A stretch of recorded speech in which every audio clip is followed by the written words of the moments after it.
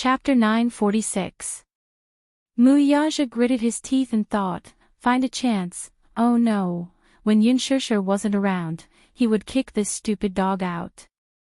So that it wouldn't interfere with his private life. After a long time, Yunshushu reluctantly walked downstairs. She saw Muyaja sitting on the sofa, looking a little unhappy. She seemed to have thought of something, so she sat beside him with a smile and leaned on him coquettishly. Muyaja couldn't help but glance at this little woman coldly. Why? Did this woman finally know how to be grateful to him? She also knew that she had neglected him. She also knew how to curry favor with him. How could he not know what this little woman was thinking, so he pretended to be indifferent and didn't look at her. His voice was cold and emotionless. What's the matter? Muyaja. I have something to tell you.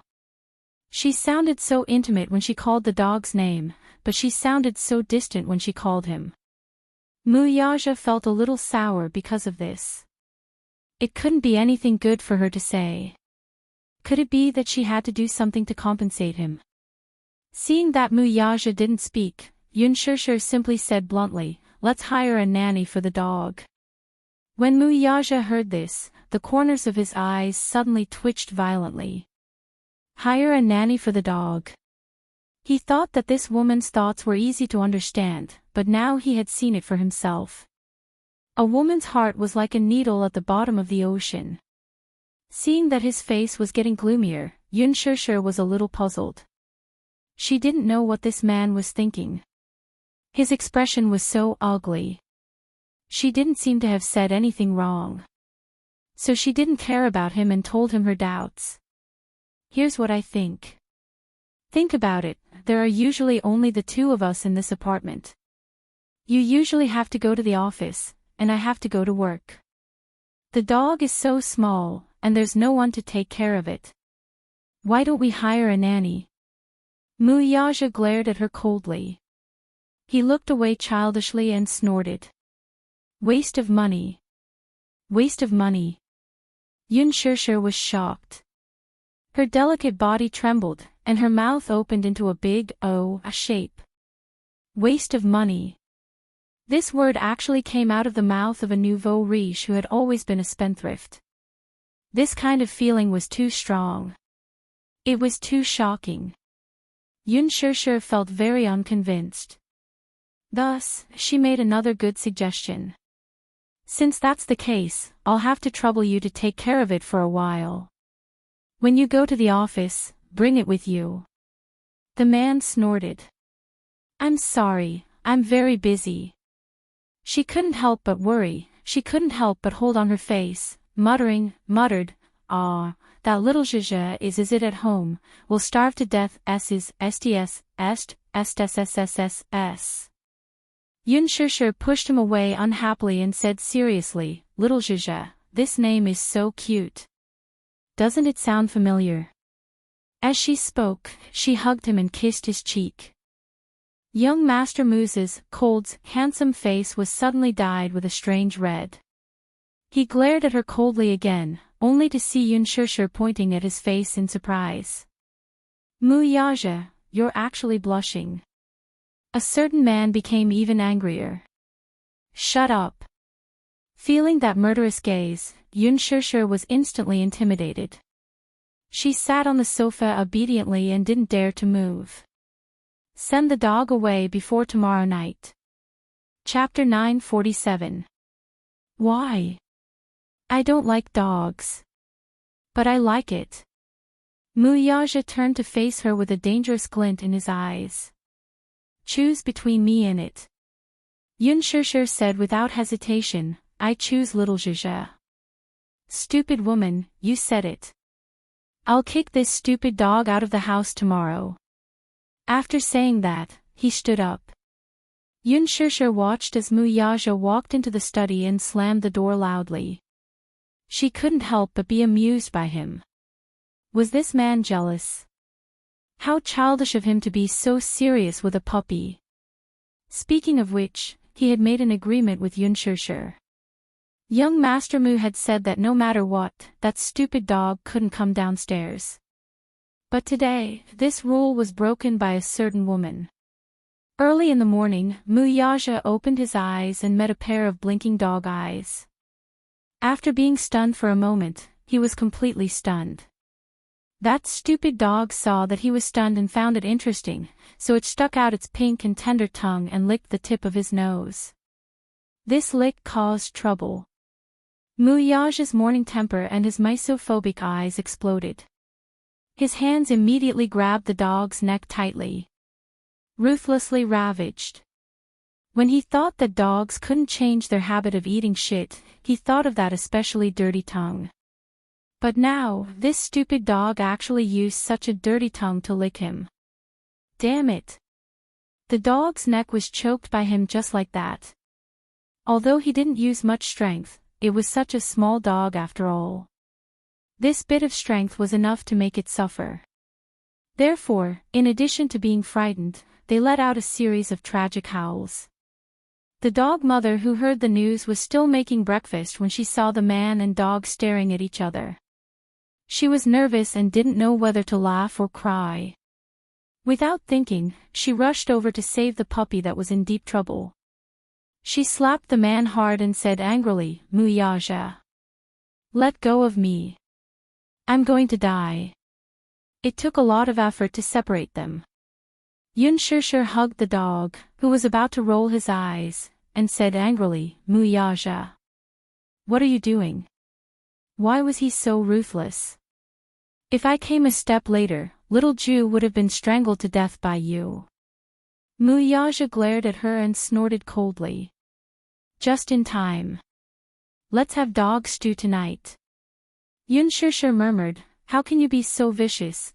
It seemed that not only was this man's mouth poisonous, his heart was poisonous as well. Muyaja looked straight at her, squinted his eyes, and said faintly, "I clearly remember. We have agreed on 3 points. This dog cannot come downstairs." When Yunshishir heard this, she couldn't help but feel guilty. She stuck out her tongue, turned around, and ran away. When Muyaja sat at the dining table, the dog had already been coaxed upstairs by Yunshishir. The man didn't seem to be in a good mood.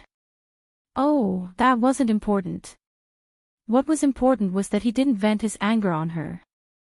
Yunshishir also knew that she had indeed gone overboard. She saw that the dog was so cute, clean, and fragrant.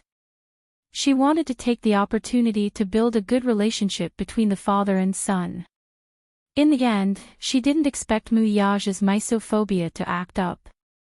It was too scary. Chapter 948.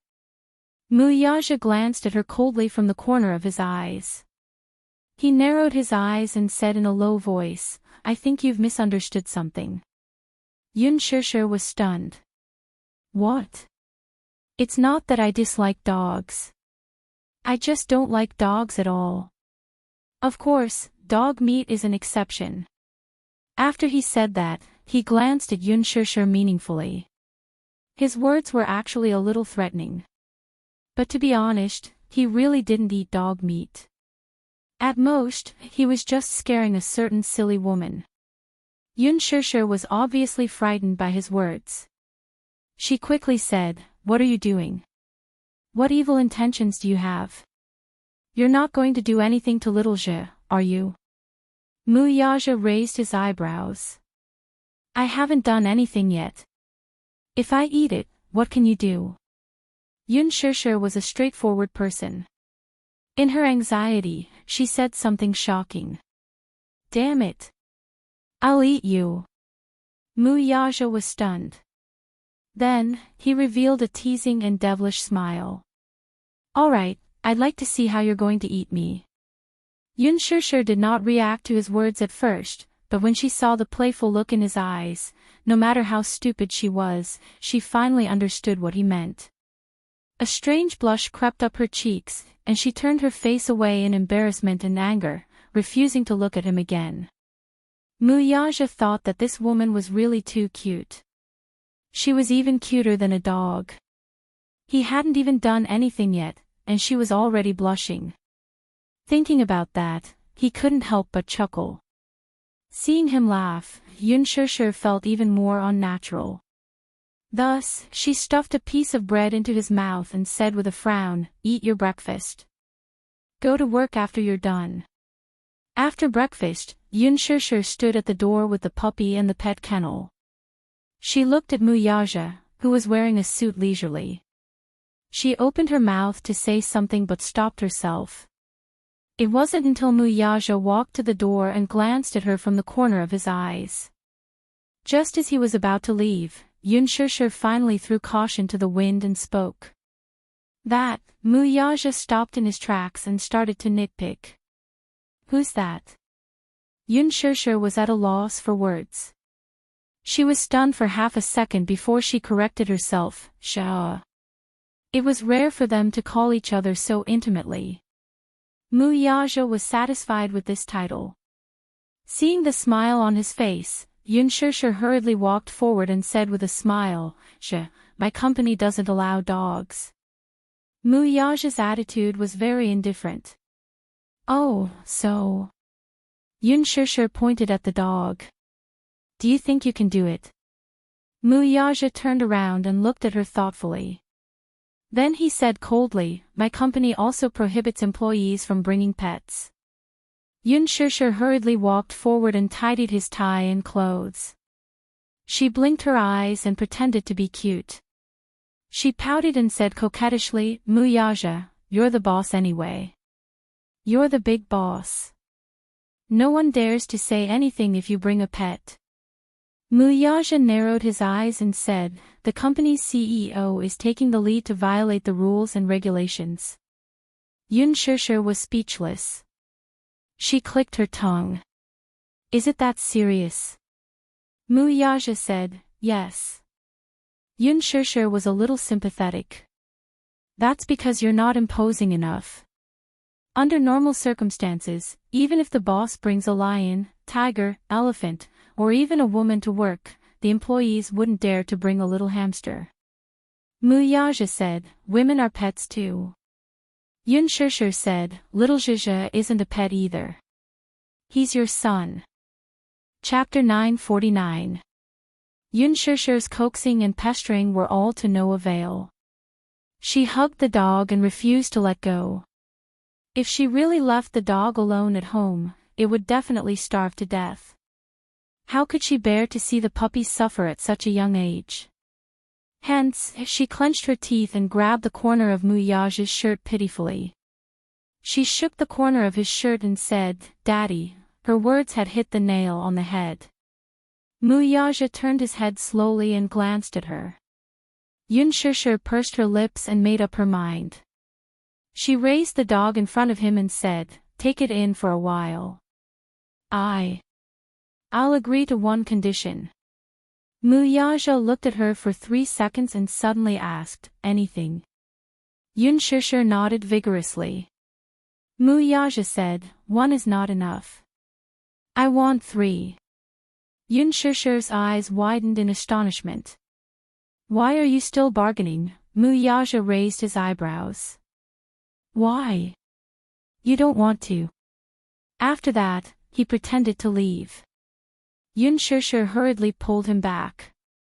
She gritted her teeth and said, "Fine. 3 it is. You have to treat it well. You're not allowed to starve it or hit it." Muyaja did not reply, which meant that he had agreed. "Send it to my car." Yun Shusher giggled and carried the dog into the car. Her eagerness finally made Muyaja lose his composure. He did not know whether to laugh or cry. Muyaja first sent Yun Shusher to the company. When he arrived at the company, the security guard opened the car door. Muyaja threw the keys into his hand and asked him to park the car as usual. When he got out of the car, he seemed to have thought of something. He turned around and instructed the security guard, "Send that stupid dog to my office." "Yes, CEO Mu." When Minyu escorted the puppy to the CEO's office, it attracted a lot of attention. Special Assistant Min, is that a puppy you're holding?" Isn't it forbidden to bring pets to work? Special Assistant Min, you're taking the lead in violating the company's rules. Min-yu replied, this is the CEO's dog. He asked me to bring it to the office. As soon as he said that, the employees instantly changed their expressions and exclaimed, oh, not only is Chairman Mu handsome, even his puppy is so cute. Yes, yes. What a cute dog. I didn't expect President Mu to be so kind.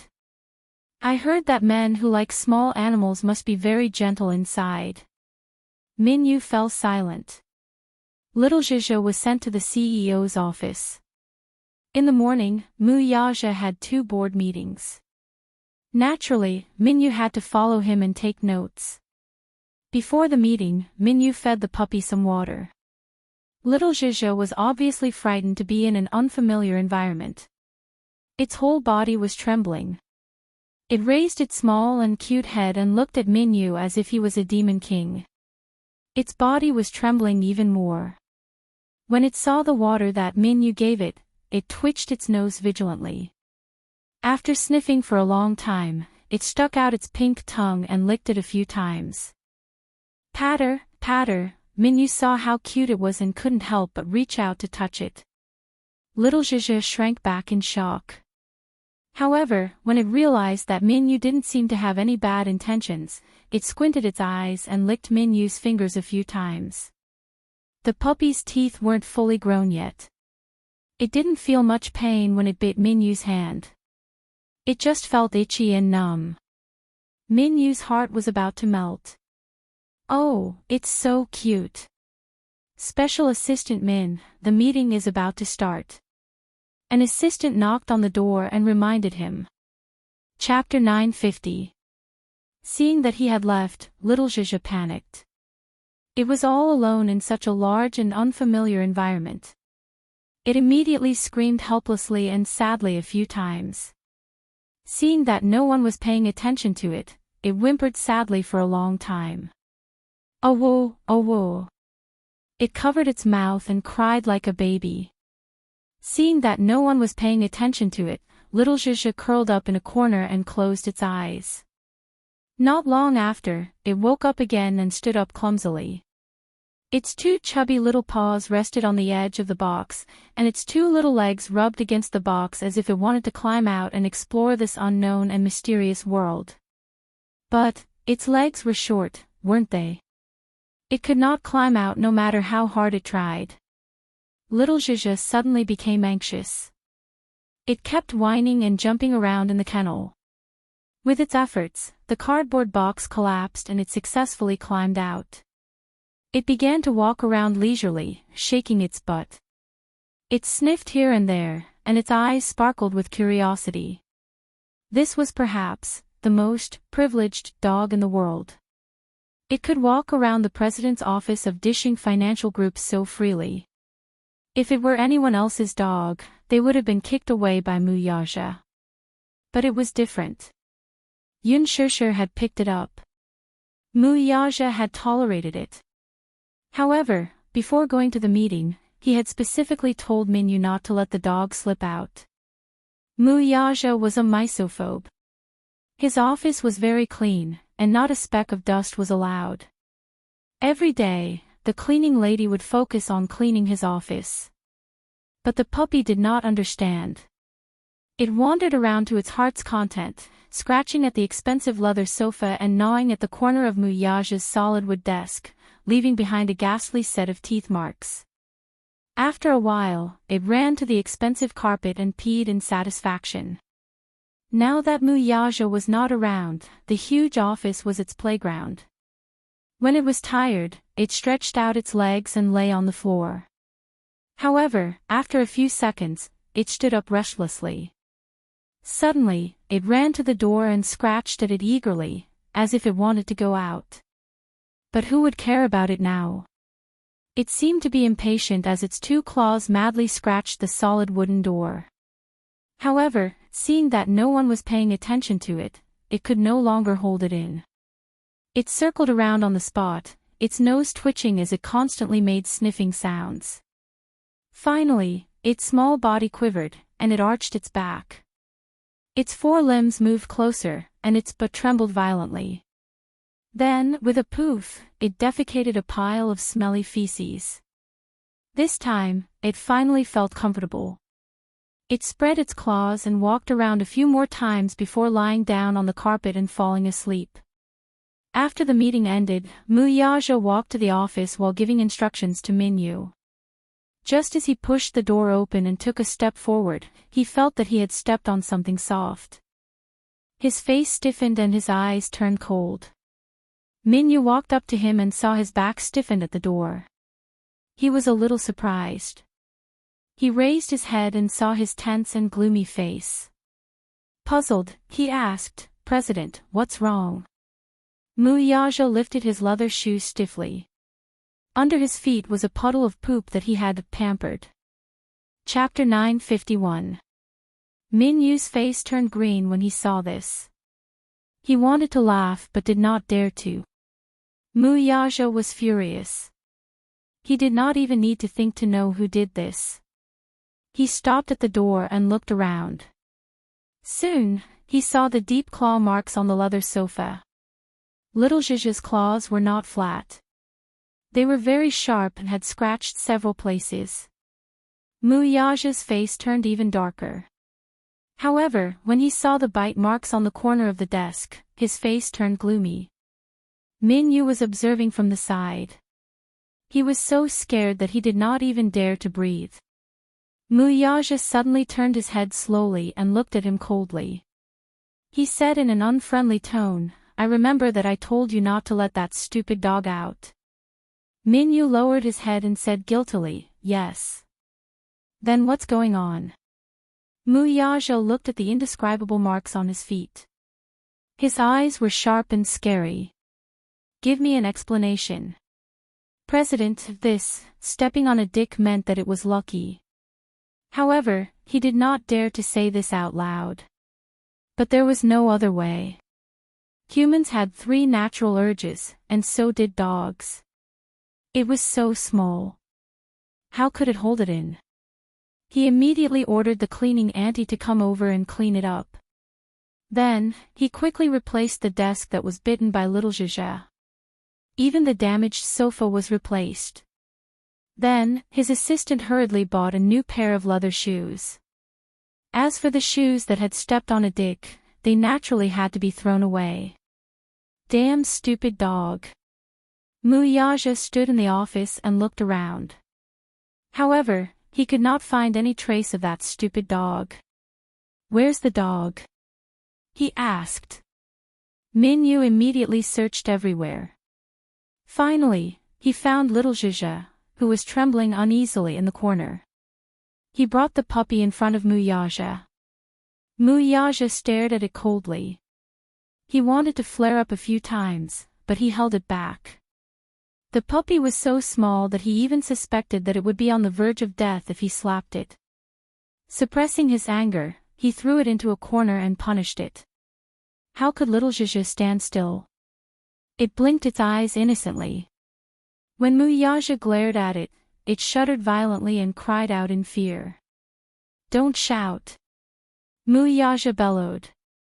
Little Zhizha was so scared that he kept quiet. His whole body trembled as he looked at it. His eyes were watery and he looked so innocent. "Can I shit in the office?" he questioned. Little Zhizha tilted his head, as if he did not understand his words. "Answer." Under Muyaja's cold gaze, the little puppy was so scared that it let out an "woo" sound, and its gaze became timid. "Face the wall and reflect on your mistakes." He held it and turned it around so that it faced the wall. Little Zhizha timidly turned around and stared at him innocently, as if silently accusing him of being rude. For a moment, he actually saw the shadow of Yunshishir in its bewildered eyes. Many times, she had also stared at him with such eyes. He actually felt a little sorry for it. "I'll let you off this time. If there's a next time," his voice came to an abrupt end. His gaze was terrifying and cold. Little Zhizha was almost paralyzed by his gaze. With a muffled groan, he stood up and threw it back into the kennel. Then, he returned to his desk to deal with his own matters. However, not long after, he felt that something was rubbing against his trousers. Chapter 952. He kicked it to the side impatiently. Even though he didn't use much strength, it still lost its balance and fell backwards, tumbling heavily. Little Zhizha seemed unwilling to give up. It ran to his side and continued to pull at his trousers with its paws. Muyaja kicked it to the side again. Go back to your nest. After being ignored, little Zhizha began to howl. Each howl was louder than the previous one, and in the end, it actually howled at the top of its lungs. Oh woo woo, its howl sounded miserable, as if it was sad that he had ignored it. Muyaja finally lost his patience. He lifted it up and placed it on his lap. Thus, it stopped barking and found a place to curl up in the corner of his arms. Slowly, it subconsciously burrowed into his suit jacket. The office was air-conditioned. It obviously felt cold. Muyaja's face was so dark that it was unreasonable. What was wrong with him? Why did he promise that stupid woman to bring this stupid dog to work? He couldn't concentrate on his work for the whole day because this stupid dog always seemed to have a way to make him angry. Hence, when Minyu pushed the door open and entered, he was surprised to see Muyaja sitting in front of his desk with a dark face. Boss, Muyaja was obviously in an extremely gloomy mood. Minyu walked over at once, only to see the ignorant puppy in Muyaja's arms, sleeping soundly with its 4 paws in the air. Oh God, did this dog want to go to heaven? One must know that Muyaja's obsession with cleanliness was known to all. How could he allow a dog to run wild on him? Not only did it fall asleep, but it also seemed to be in a dream. Its 4 claws twitched all of a sudden as it kicked and stained Muyaja's white and clean shirt with dust. Minyu was stunned. Boss, don't you hate dogs the most? If you know, then why don't you take this stupid dog away? Muyaja glared at him. Minyu immediately picked up the dog. Change out of this suit for me. Minyu immediately ordered his men to buy him a new suit to change into. Your job this afternoon is to take good care of this dog. After Muyaja gave the order, he left the room. There was an important meeting in the afternoon. Minyu carried the puppy with a smile on his face. On this day, Yunshushu received a call from Jiangli. Over the phone, Jiangli stammered as if she wanted to say something but didn't dare to. Yunshushu laughed and said, Jiangli, do you have something to say to me? Jiangli hummed softly, but did not say it immediately. Instead, she mulled over it a few times in her heart. Speaking of which, it was quite ironic. Before the class reunion, when her classmates did not know about Yunshushu's situation, they all looked down on Yunshushu. In fact, they even looked down on her. In university, Huang Lili fanned the flames and created rumors that Yunshushu was a mistress of a rich man outside of school. She said that she was a secret lover that could not be seen in public. Compared to these, there were even more unbearable words. Huang Lili even created rumors that Yunshushu was a public transport that could be slept with as long as one paid money. She said that 30,000 yuan was enough to keep her for a month. She even warned the boys in school not to be fooled by Yunshushu's appearance. She said that she looked pure and innocent, but what was the truth? She was very cheap. Chapter 953. Yunshushu did not know about it, but Jiangli did. During the period when Yunshushu was suspended from school, the rumors about her in school were extremely unbearable. Later on, due to an accident, Yunshushu gave birth to a child out of wedlock. However, it indirectly verified the rumors that Huang Lili had spread. Huang Lili also secretly said that Yunshushu's child was an illegitimate child, a bastard. So what if it was a son? A bastard child who could not see the light of day would not be acknowledged by wealthy families. Furthermore, no one was willing to be friends with Yunshushu. Those boys who had pursued Yun Shusher in the past all felt that such a girl was filthy. Some even felt ashamed of having liked Yun Shusher. At first, Zhongli also believed that Yun Shusher was really a mistress of a rich man. However, unlike others, she was always polite to Yun Shusher. That was because she felt that Yun Shusher was quite pitiful. With such a pitiful heart, Zhongli often helped her. Since things had turned out this way, Yun Shusher would probably not be able to get married in the future, right? Which man would be willing to marry an 18-year-old girl who gave birth to a child out of wedlock? Many of the female classmates in the class were quite gloating. They all felt that Yun Shusher was actually quite pitiful.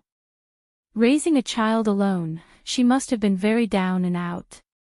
Hence, many of the female classmates were smug and even compared themselves to Yun Shusher. Seeing how the once famous school belle was now in such a sorry state, they could not help but feel an inexplicable sense of superiority.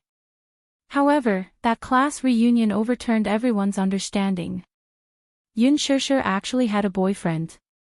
And he was the CEO of Dishing Financial Group. Gosh, that was the Mu Group that could cause the stock market to tremble with a yawn. Naturally, they did not believe it and were skeptical. However, when Wang Chuanda appeared and treated Mu Yaja so respectfully, how could it be fake? After the class reunion, the Du family quickly suffered.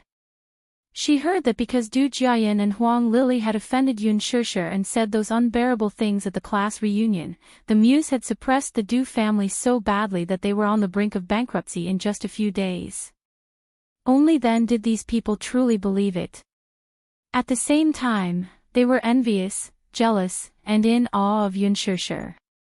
Later, after Du Jiayan begged Yun Shusher, the next day, the Du family's projects slowly recovered. He was surprised and overjoyed, feeling extremely grateful to Yun Shusher. She really took the words he begged her to heart.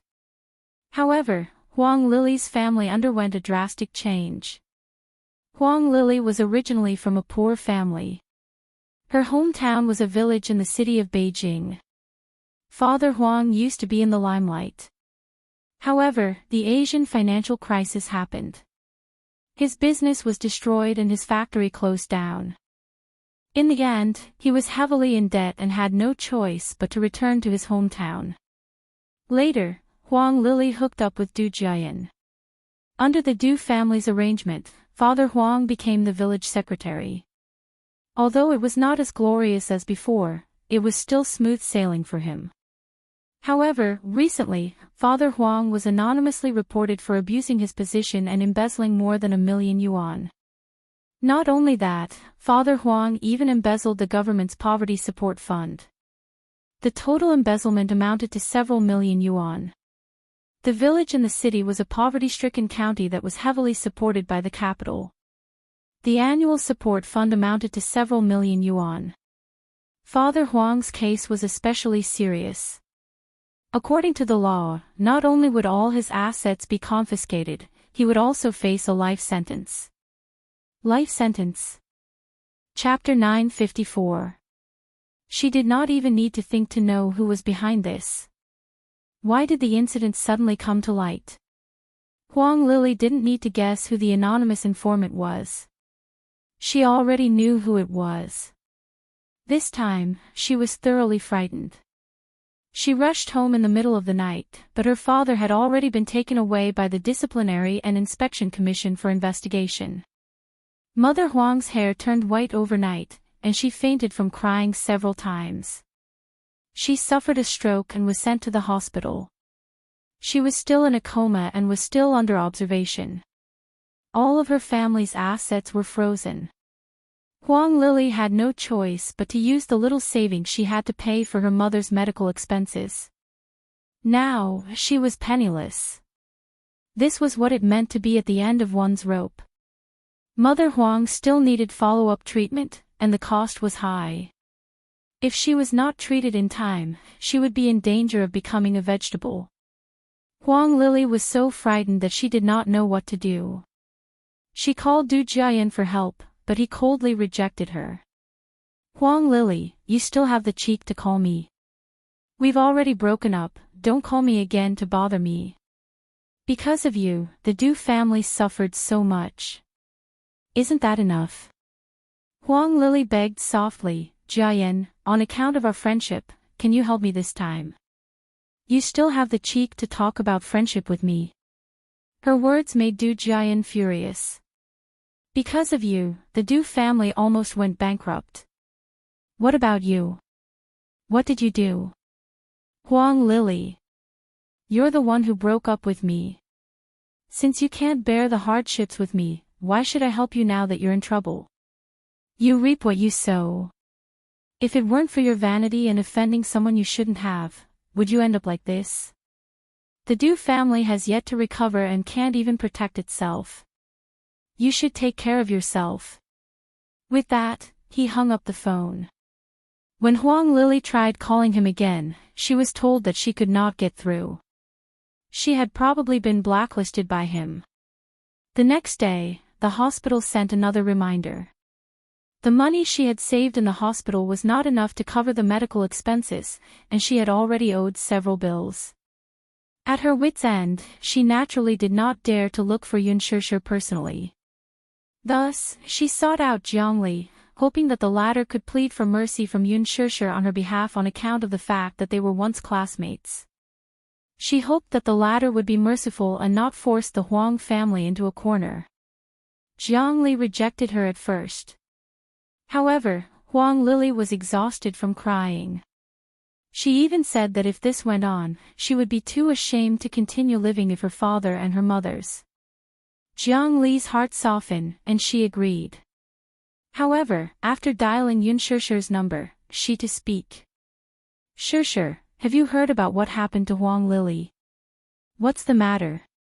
I heard that Huang Lili's father was reported anonymously. It was said that he was corrupt and took bribes. The amount of money he received was several million. He has been taken away for investigation. If he is convicted, I'm afraid he will be sentenced to life imprisonment. Yun Shishir muttered to herself for a moment. Jiang Li continued. Her mother couldn't take the blow and suffered a stroke. She's still in the hospital now, but the family's funds have been frozen, so they can't pay for the medical expenses. If she's not treated in time, she'll become a vegetable. How tragic. Yun Shishir laughed softly. Jiang Li, what do you mean by telling me this? Chapter 955. Yun Shishir said casually, do you also think that I'm selfless enough to forgive someone who used unscrupulous means to slander me? Jiang Li said anxiously, Shishir, don't misunderstand. That's not what I meant. I just feel that Huang Lili is pitiful. Although she's in the wrong, isn't this punishment a little too severe? Punishment. Pitiful. Yun Shishir was so angry that she laughed. Jiang Li, are you muddle-headed? If her father wasn't corrupt, why would he be reported anonymously? Jiang Li was speechless. Yun Shishir laughed again and said, if her father was just and honest, why would he be afraid that others would take advantage of him? If her father hadn't brought this upon himself, her mother wouldn't have suffered such a blow and all these things wouldn't have happened. These are all their own sins. Don't tell me you're suspecting that I sent someone to report them anonymously and made up those baseless accusations to pin the blame on them. Jiang Li was also a little angry, but she didn't dare to say anything. She only said, Shishir, I'm just feeling sorry for Huang Lili. Don't be so harsh with your words. Don't hurt our friendship over such a small matter. Moreover, I didn't mean it that way. Don't overthink it. Jiang Li, people have to learn to put themselves in other people's shoes. If you have empathy and put yourself in my shoes, if you were slandered and hurt like this, would you forgive her? Jiang Li said, of course not. Huang Lili has gone too far. That's what you said. Moreover, I didn't harm her. This is all her family's own sins. She deserves to go to jail for taking bribes. The law is strict and fair. Since she did something wrong, she should be punished, right? Yun Shishir had already made her stance clear. Jiangli sighed and said, I'm sorry, Shishir. I may not be able to empathize with the hurt you have suffered, but I don't mean to ask you to forgive Huang Lily. I was only asked by her to plead on her behalf. Since you've made your stance clear, then this matter will end here. I won't mention it again. After that, Jiangli apologized profusely and hung up the phone. Yun Shishir frowned. Actually, every circle had its own rules of the game. Since he wanted to survive in this circle, he had to abide by the rules of the game. If they didn't follow the rules, they would definitely be eliminated. Lin Fengtian purposely filmed all her scenes with Gu Xingze. Normally, a youth movie like this would only take Liang 3 months to film. Since Yun Shishir and Gu Xingze were in their best condition, their scenes were completed within 10 days. The production crew even held a celebratory banquet for them. Yun Shishir and Gu Xingze took a selfie and posted it on the internet, announcing that they had finished filming their scenes. The fans of the original novel were excited and looked forward to the release of the movie. Yun Shishir couldn't help but feel a little absent-minded after working on the set for more than 2 months. This was her first movie and the entire process was like a dream. She understood that the reason why she and Gu Xingze were filmed together was to take care of her. At the celebratory banquet, Lin Fengtian made a special feature of the behind-the-scenes photos and gave it to her. Chapter 956. Yun Shishir was deeply grateful for this. Being able to work with an outstanding director like Lin Fengtian in her first movie was something she did not even dare to dream of. However, something unpleasant happened during the celebratory banquet.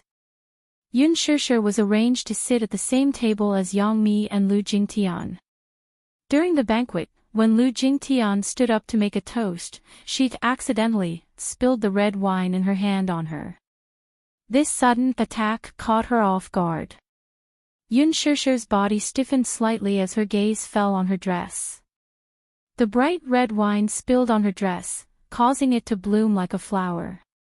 Lu Jingtian covered her mouth in horror. Oh, no. Shishir, I didn't do it on purpose, Yun Shishir sneered. I know you didn't do it on purpose. How could she say it out loud if she did it on purpose?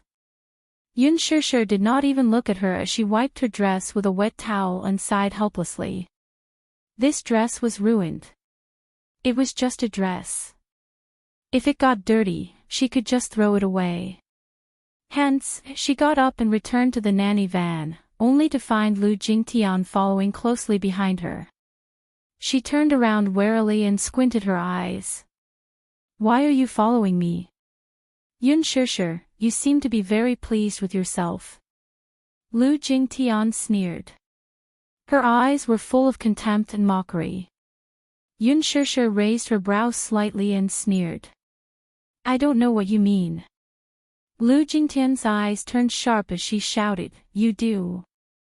After a pause, she suddenly said aggressively, Do you think that you can be so arrogant just because Brother Mu is supporting you? Do you think that he truly loves you? He's only interested in you on a whim. Once this is over, do you think you can still be as doted on as you are today? Yun Shishir impatiently interrupted her. Lu Jingtian, I'm tired of hearing such words from you. Song Anya had said such words before, too. That Missy and Lu Jingtian were close, so there was a high chance that the Missy had said something to her to disgust her. Lu Jingtian was annoyed at being interrupted, but she then sneered. You're the female lead in this movie. Once it's released, your fame will surely soar. You won't be far from becoming famous overnight. Still, I really look down on you. If not for Brother Mu, you wouldn't be where you are today. Yun Shishir blandly replied, I'm famous because of my own capabilities. Lu Jingtian sneered as if she had just heard a joke. TSK. What a nice thing to say. If Brother Mu hadn't given you so many resources, would you have become so famous? Dream on. Why? Are you that envious of me? Yun Shishir chuckled, unable to hide the teasing in her eyes. Of course. Lu Jingtian's face was contorted out of shape. How? Lu Jingtian flew into a rage out of humiliation after being exposed by her. What's there to be envious of AB*TCH who relied on the unspoken rules to get to where she is? Yun Shishir was unfazed and only said faintly, "You're better than someone with mediocre acting skills and poor script skills. You can't even recite a complete line. If not for your background, Director Lin would have fired you long ago." Chapter 957. You're spouting nonsense, there's no such thing. Do you have any acting skills? It's all because you have that face that fits the role of the character in the script. Lu Jingtian did not realize how sour her words were. Yun Shishir chuckled. There's a saying, beauty and luck are also a form of strength. After a pause, she smiled sweetly. If you're capable, why don't you look prettier than me? Lu Jingtian was stunned for a moment before she gritted her teeth. Yun Shishir enjoyed the sight of her livid face and smiled. Besides, are you in a position to say that I don't have any acting skills? In terms of strength, I can't be compared to you. Lu Jingtian was exasperated. Humph. What kind of power do you have? Do you have the power to be taken advantage of? That's right. Beauty is a form of strength, so are you using your beauty to seduce Brother Mu? Yun Shishir, I think you're the reincarnation of a vixen who specializes in seducing men. Yun Shishir cast her a sidelong glance. Indeed, summer insects could not talk about ice. Some people were so jealous that they could not be reasoned with. She coldly said, even without Muyaja, I'll still use my strength to prove myself. Lu Jingtian hooted, if you're capable, don't rely on him. Yun Shishir could not be bothered with her as she maintained a cold face. Seeing her indifference, Lu Jingtian gritted her teeth. Suddenly, she thought of something and smiled contemptuously. Actually, I think you're quite pitiful. Yun Shishir did not want to bother with her, though, so why waste her breath on her? With this thought in mind, she turned around, only to hear her say from behind, do you know? Brother Mu will be holding a press conference soon to announce his marriage. Yun Shishir's footsteps paused. Her body stiffened slightly, but she did not turn around. She furrowed her brows slightly. Lu Jingtian took a few steps toward her from behind and spoke in a voice full of arrogance. I heard this from my dad, too. I heard that Brother Mu is holding a press conference to announce his marriage with Mu Wanru. He. In other words, he and Mu Wanru were about to get married. If he really loved you, would he marry another woman? You're just a canary that he's keeping in a cage. He'll play with you when he's happy, and when he's tired of you, it's nothing more than that. That's why I feel sorry for you. You see him as your entire world, but he only sees you as a plaything. Do you really think he cares about you that much? Lu Jingtian was also in love with Muyaja, but to her, Muyaja was undoubtedly high and mighty. She knew that Muyaja and her were like heaven and earth. In her heart, he was like a god. But why was Yun Shishir able to occupy his heart? Receive all of his love. What right did Yun Shishir have to have what she couldn't have? Yun Shishir was silent for a long time. Muyaja is going to hold a press conference to announce his marriage. Why didn't he mention this to me? She did not believe that Muyaja would announce his marriage with Mu Wanru at a press conference, but if he had other intentions, he should explain it to me clearly, should he not? Yun Shishir suddenly clutched the corner of her shirt as a conflicted look flashed across her eyes. You see him as your entire world, but he only sees you as a plaything. Was that so? Was that really the case? On the island in the middle of the lake, he had created a mysterious romance for her. In her impression, a man like him had never put in so much effort for anyone. Chapter 958. He had also made a vow to dote on her legitimately. Every time they were intimate, she would look at him with a doting gaze that couldn't be faked. Could it be that those were all lies? Did he do all this for her to deceive her feelings? No way, right? Words could deceive the heart. However, the emotions in his eyes couldn't be deceived no matter what. She regarded him as her whole world. He, on the other hand, used the whole world to protect her. Why should she listen to someone else's one-sided statement and doubt him, then? Yun Shishir turned around expressionlessly and sneered when she saw the smug look on the other's face. Lu Jingtian was taken aback when she saw her laughing instead of being angry. You're really thick-skinned. How can you be so cheap and still laugh shamelessly? Yun Shishir's eyes were full of contempt as she coldly said, Lu Jingtian, you're the pitiful one, aren't you? What? Do you know how Mu Yaja treats me? Do you know how he feels about me? Lu Jingtian choked hard. Yun Shishir's lips curled into a smile that she found extremely dazzling. Like is different from love. Love is unconditional trust, so I believe him. As for you, who are you? What right do you have to sow discord here? Lu Jingtian laughed in anger. Sow discord? Ha! Ha ha!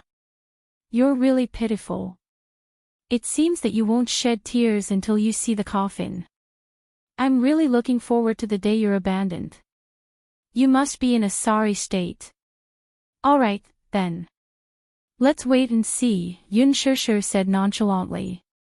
Lu Jingtian's smile disappeared at her words, and she became angry out of humiliation. Yun Shishir, however, merely smiled and turned to leave. She clenched her fists tightly, feeling a nameless fire in her heart. She was so angry that she lost her rationality. She actually took a few steps forward and grabbed Yun Shishir's arm. You're not allowed to leave. Did I say you could leave? I'm not done yet. She originally wanted to humiliate her, but she ended up being humiliated instead. She was filled with grievances and had nowhere to vent them. Yun Shishir was pulled hard by her and fell to the ground. Lu Jingtian cursed coldly. She flipped over and straddled the woman before slapping her face a few times like a shrew. I'll kill you, you vixen. Born with a seductive face, she seduced men everywhere. I don't know what kind of ability you have, or what kind of charm you have. Not only is Brother Xingzi so smitten by you, even Brother Mu has fallen for your seduction. I'll beat you to death, you bitch. I'll kill you. How could Yun Shishir be willing to submit obediently? How could she be the kind to be slaughtered? Did she not know how to retaliate when Lu Jingtian hit her? Hence, she grabbed Lu Jingtian's arm with all her strength. Perhaps she had been humiliated to the extreme, but she somehow managed to push the other away with all her strength. She stood up, and Lu Jingtian was about to pounce on her again. Yun Shishir nimbly dodged, and the latter fell to the ground, caught off guard. Yun Shishir then turned around and pinned her down, strangling her neck. Ah! How dare you strangle me? Lu Jingtian cursed. Her usual ladylike demeanor in the production team was gone, and she was like a crazy shrew. Chapter 959. Yun Shishir returned all the slaps she had received from her earlier and gave her a few hard slaps. If you like him, compete with him openly. I despise people like you the most for resorting to such despicable means. With that, Yun Shishir gave her a few more slaps without hesitation. Lu Jingtian's legs kicked wildly, but Yun Shishir suddenly choked her with a little force. Don't move. Yun Shishir threatened angrily. Lu Jingtian's face flushed red, but she still glared at her defiantly. However, when she felt a suffocating sensation on her neck, she widened her eyes in disbelief. This woman is really using all her strength to choke me. I can't breathe. Lu Jingtian's hands clutched her wrists tightly, her sharp nails leaving deep bloody marks on the back of her hands. Yun Shishir, on the other hand, did not seem to be afraid of pain or the woman's threatening gestures. Seeing that the latter was still cursing and swearing, she increased the strength in her hands. Lu Jingtian felt suffocated and could no longer utter a word. It was as if she would faint in the next second. Yun Shishir saw that her face was flushed red, as if blood was about to drip out, and loosened her grip slightly. She had only pinched her to scare her. She wanted her to know that she was not to be trifled with even if she was usually docile. Lu Jingtian, I'm warning you, I won't attack unless I'm attacked, but if someone attacks me, I won't tolerate it to the end either. With that, Yun Shishir stood up, glared at her coldly, and walked away swiftly. Lu Jingtian got up from the ground, feeling aggrieved and afraid. Tears streamed down her face and wet her clothes. Yun Shishir's gaze earlier was too scary. Now that she thought about it carefully, she was both shocked and frightened. Yun Shishir was really bold. How dare she strangle her? She had never been hit by anyone at this age. Even when she made a mistake when she was young, her parents could not bear to hit her. This Yun Shishir was the first person who dared to lay a hand on her. At the thought of this, she was overwhelmed with grievances. She originally wanted to go back to the celebration party, but now she was angered by Yun Shishir. Her dress was dirty, and she was in a sorry state. Besides, she had lost her appetite, so she went straight to the lounge, picked up her phone, and called her niece. The moment the call got through, she burst into tears.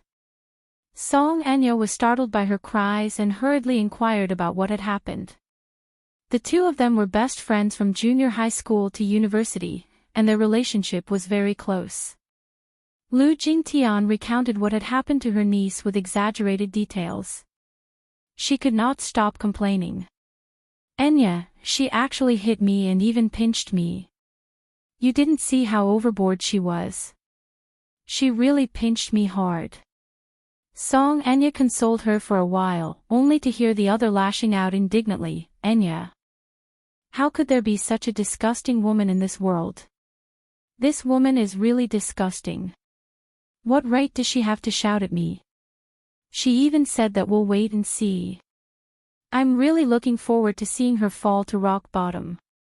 I really want to see how down and out Brother Mu is when he abandons her. Jingtian, don't be sad. Did she really pinch you? Song Anya was still in disbelief. Chapter 960. Song Anya was furious. Yun Shishir was really arrogant to dare offend them. Last time, it was her, and this time, it was Lu Jingtian.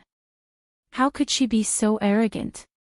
Hence, she said to Lu Jingtian, Jingtian, don't be sad. Don't worry, I'll definitely avenge you. Okay. Lu Jingtian asked with teary eyes, how do you plan to take revenge? He. Just listen to my arrangements when the time comes. Back home, Yun Shishir went to the bathroom to take a shower. Her body was stained with mud from the scuffle with Lu Jingtian earlier. She washed her body carefully and changed into a white dress. Standing in front of the mirror, she lowered her head to look at her arm. The bloody scratches caused by Lu Jingtian were gradually fading, and there was a scratch on the back of her hand from the latter's nails. The wound was very shallow. It was just a layer of skin, so there was no need to put a bandage on it. After dinner, Yu and Xiao Yichen went to the courtyard to play badminton. The two little guys had been sticking together recently. Whether it was sleeping or doing homework, Xiao Yichen liked to stick to Yu. As for Yu, although she despised Xiao Yichen's stupidity on the surface, she gradually opened her heart to Xiao Yichen and became more cheerful. Yun Shishir sat on the sofa, recalling Lu Jingtian's words in her mind. She felt inexplicably vexed. When Mu Yaja returned from the office, he opened the door and saw her alone on the sofa. The lights in the living room were off, and she was leaning against the corner of the sofa quietly. It seemed that she had fallen asleep. He walked to her side and turned on the lights, which woke her up. She opened her eyes, still in a daze. Her eyes were half open, and she seemed to be in a daze. She looked very innocent. However, because of her pair of seductive peach blossom eyes, she looked lazy and seductive. Seeing that he had returned, she immediately sat up and raised her head to look at him. With a faint smile, she said in a hoarse voice, "You're back." He glanced at the table and asked, "Have you eaten?" "Yes, I have." She suddenly added, You went to play badminton with Xiao Yi-chen." As she spoke, she looked behind him. Where's the dog?" Mu Yaja said, "In the courtyard, playing with two little guys." Oh, he sat down on the sofa and saw that her hair was slightly messy, so he reached out and tucked a few strands of her hair behind her ear. His touch quickly scalded the tips of her ears. They were red, as if she was shy. Yun Shishir suddenly remembered what had happened today. She pursed her lips and wanted to ask something. She tentatively opened her mouth but didn't know where to start. Mu Yaja saw the strange expression on her face. He couldn't help but raise his eyebrows. "What's wrong? Why do you look so pale?" Today, the production team held a celebration party. Yun Shishir looked at him and opened her mouth. She wanted to say something but stopped herself. In the end, she didn't say anything. She also didn't ask about the media conference. Since she had chosen to believe him, she would believe him unconditionally until the end. Although she didn't understand the purpose of his media conference, she didn't believe that he would announce his marriage with Mu Wanru. Although she didn't understand why he kept her in the dark, she believed that he had his reasons for doing so. Chapter 961. Thus, she looked up and smiled. "Let's go for a walk." There was a very beautiful river in Beijing. At night, the riverside would be lit up with warm neon lights. It was very beautiful.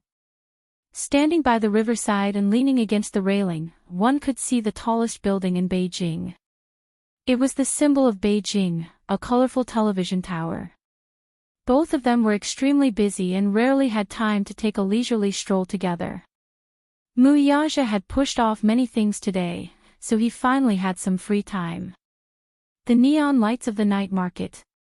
Yun Shishir held on to Mu Yaja's arm as they walked. She saw many young couples sitting on the benches by the riverside, snuggling together and whispering sweet nothings. It was very romantic. It suddenly occurred to her that she and he seemed to have had very few serious engagements.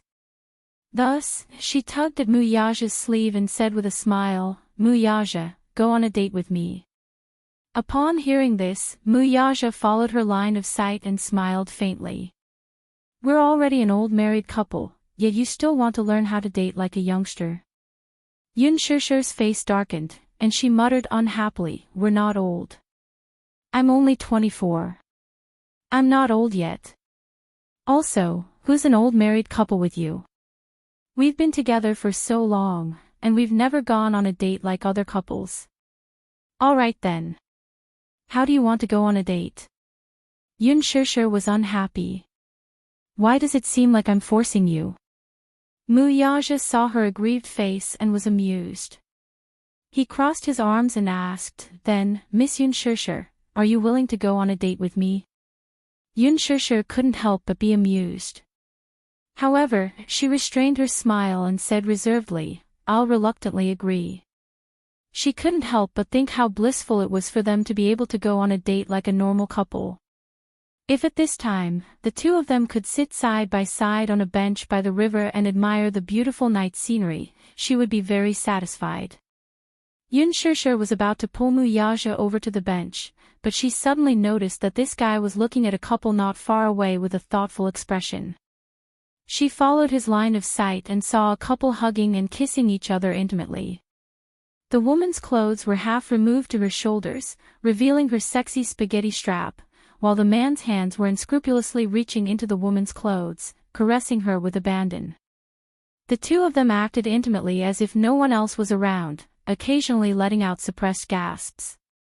The two of them were so engrossed in their kiss that they didn't seem to mind the scrutiny of the passers-by. The battle was getting more and more intense.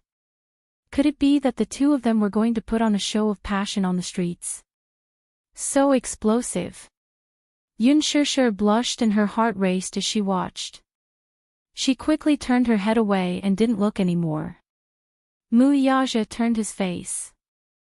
His eyes were calm as he sized up Yunshushu's awkward expression. His lips curled into a sinister smile as he whispered in her ear, "I heard that this method makes it easier for people to feel sweet passion. Why don't we give it a try?"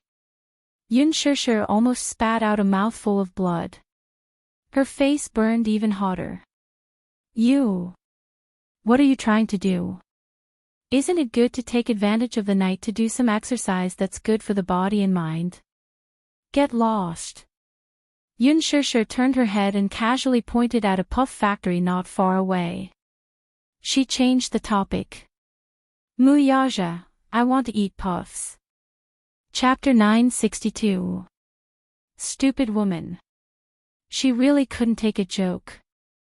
Muyaja held her hand and walked into the cozy little shop. When they walked in, they saw a child crouching excitedly in front of the bar counter, his watery eyes shining with anticipation. A short-haired woman stood by the side and looked helplessly at the child's silly look. She couldn't help but pinch his cheeks. Yunshushu looked at him and couldn't help but think of Yu when he was 2 or 3 years old. Yu especially liked desserts. Sometimes, when Yunshushu got off work early, she would take him to the dessert shop. The little guy was like that too. He would tiptoe in front of the display cabinet and look greedily at the desserts displayed in the refrigerator. But he wouldn't do that now. Yunshushu ordered a set of matcha-flavored puffs and sat quietly at the bar counter with Muyaja. The shop owner placed a cream puff on the bar counter. The child couldn't wait to grab a cream puff with each hand and greedily put it into his mouth. The shop owner was tickled by his cute appearance and laughed. "Your child is so cute." The woman frowned and said mildly, "How about I give the cute puff to you? This little guy is very naughty." Startled, Yunshushu turned to look at the woman with a smile. However, the woman patted the child's head lazily and said, "This little guy is very troublesome." With that said, the woman rubbed the child's fine hair on his forehead and complained half-jokingly, "Don't be fooled by how obedient he looks now. When he's naughty, it's really a headache." "Children, especially boys, are all naughty," the shop owner said with a smile. However, Muyaja lazily put his arm around Yunshushu's shoulder and said slowly, "When my son was your age, he was also very naughty." Yunshushu was slightly surprised. She didn't expect Muyaja to be like a normal person and chat with others. It felt a little strange. Perhaps the image of Muyaja in front of her had always been that of a high and mighty elite of the empire, the ruler of a storm of blood, like a god. Unexpectedly, he had such a normal side to him. Yunshushu blushed a little. What? Muyaja was a normal person. Ha, really? The woman was slightly surprised. "Handsome, how old are you? You don't look like someone who has a child." 28. "Wow, so young. Is this your lover?" Muyaja lowered his head and glanced at Yunshushu who was leaning against him. Then, he smiled gently and his eyes were filled with affection. "Yes. She is my wife." Yunshushu's face turned even redder. She buried her face shyly. "She is my wife." This sentence really made her blush and her heart beat faster. Immediately, a warm current flowed into her heart. For the first time in her life, she felt such an unfamiliar warmth. The woman walked out of the shop with the child. Muyaja stared at the woman's back until they disappeared into the night. Then, he slowly retracted his gaze. Yunshushu waved the bag of puffs in front of his eyes and asked puzzledly, "Muyaja, what's wrong with you?" Muyaja came back to his senses and smiled as he shook his head and said, "Nothing. I just feel a little envious." Yun Shusher didn't understand the meaning of his words for a moment. Sometimes, I really envy such an ordinary and simple family. Mu Yaja said sincerely. Chapter 963. Yun Shusher was stunned. It was rare to hear such sentimental words from him. For a moment, she couldn't help but feel curious. Yun Shusher stared at him with interest. Mu Yaja cast a sidelong glance at her. What are you looking at? Let's go. Wait. Yun Shusher grabbed his hand, picked up the phone, and pulled him to her side. She pressed her face against his cheek, raised the phone, and turned on the camera. Come, smile. What do you want to do? Yun Shusher said, smile. We haven't taken a photo together yet. Mu Yaja raised his eyebrows. Don't put on such a serious expression. It's very scary. Smile for me. Mu Yaja looked at the camera blankly and suddenly revealed a cold smile. Click. Yun Shusher took a photo and looked at it. She raised her eyebrows and said unhappily, Mu Yaja, your smile is so evil. Evil. Yun Shusher didn't care anymore. She took a few photos and sent them to her private channel happily. What do you think of the couple's faces? Someone's smile is so evil. She looked up and asked, Mu Yaja, do you have a Weibo account? I didn't apply for one. Why didn't you apply for one? You're too outdated. Yun Shusher couldn't help but criticize.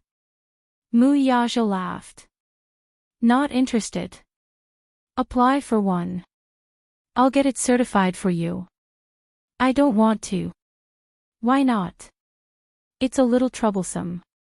Then I'll get it for you. Mu Yaja was helpless. Weibo is boring. I don't understand what's so fun about it. Mr. Mu Yaja, your life is so boring. As she spoke, Yun Shusher took out a small puffball and brought it to his lips. She said with a smile, come, try this shop's puff. It's delicious. Mu Yaja frowned slightly as he looked at the bubble bowl. His face was full of unwillingness, but he didn't open his mouth. He didn't have a sweet tooth and had never eaten puffs before. Yun Shusher saw the look of disgust on his face and complained, why do you have such an expression? I'm feeding you puffs, not arsenic. Why do you look like I'm poisoning you?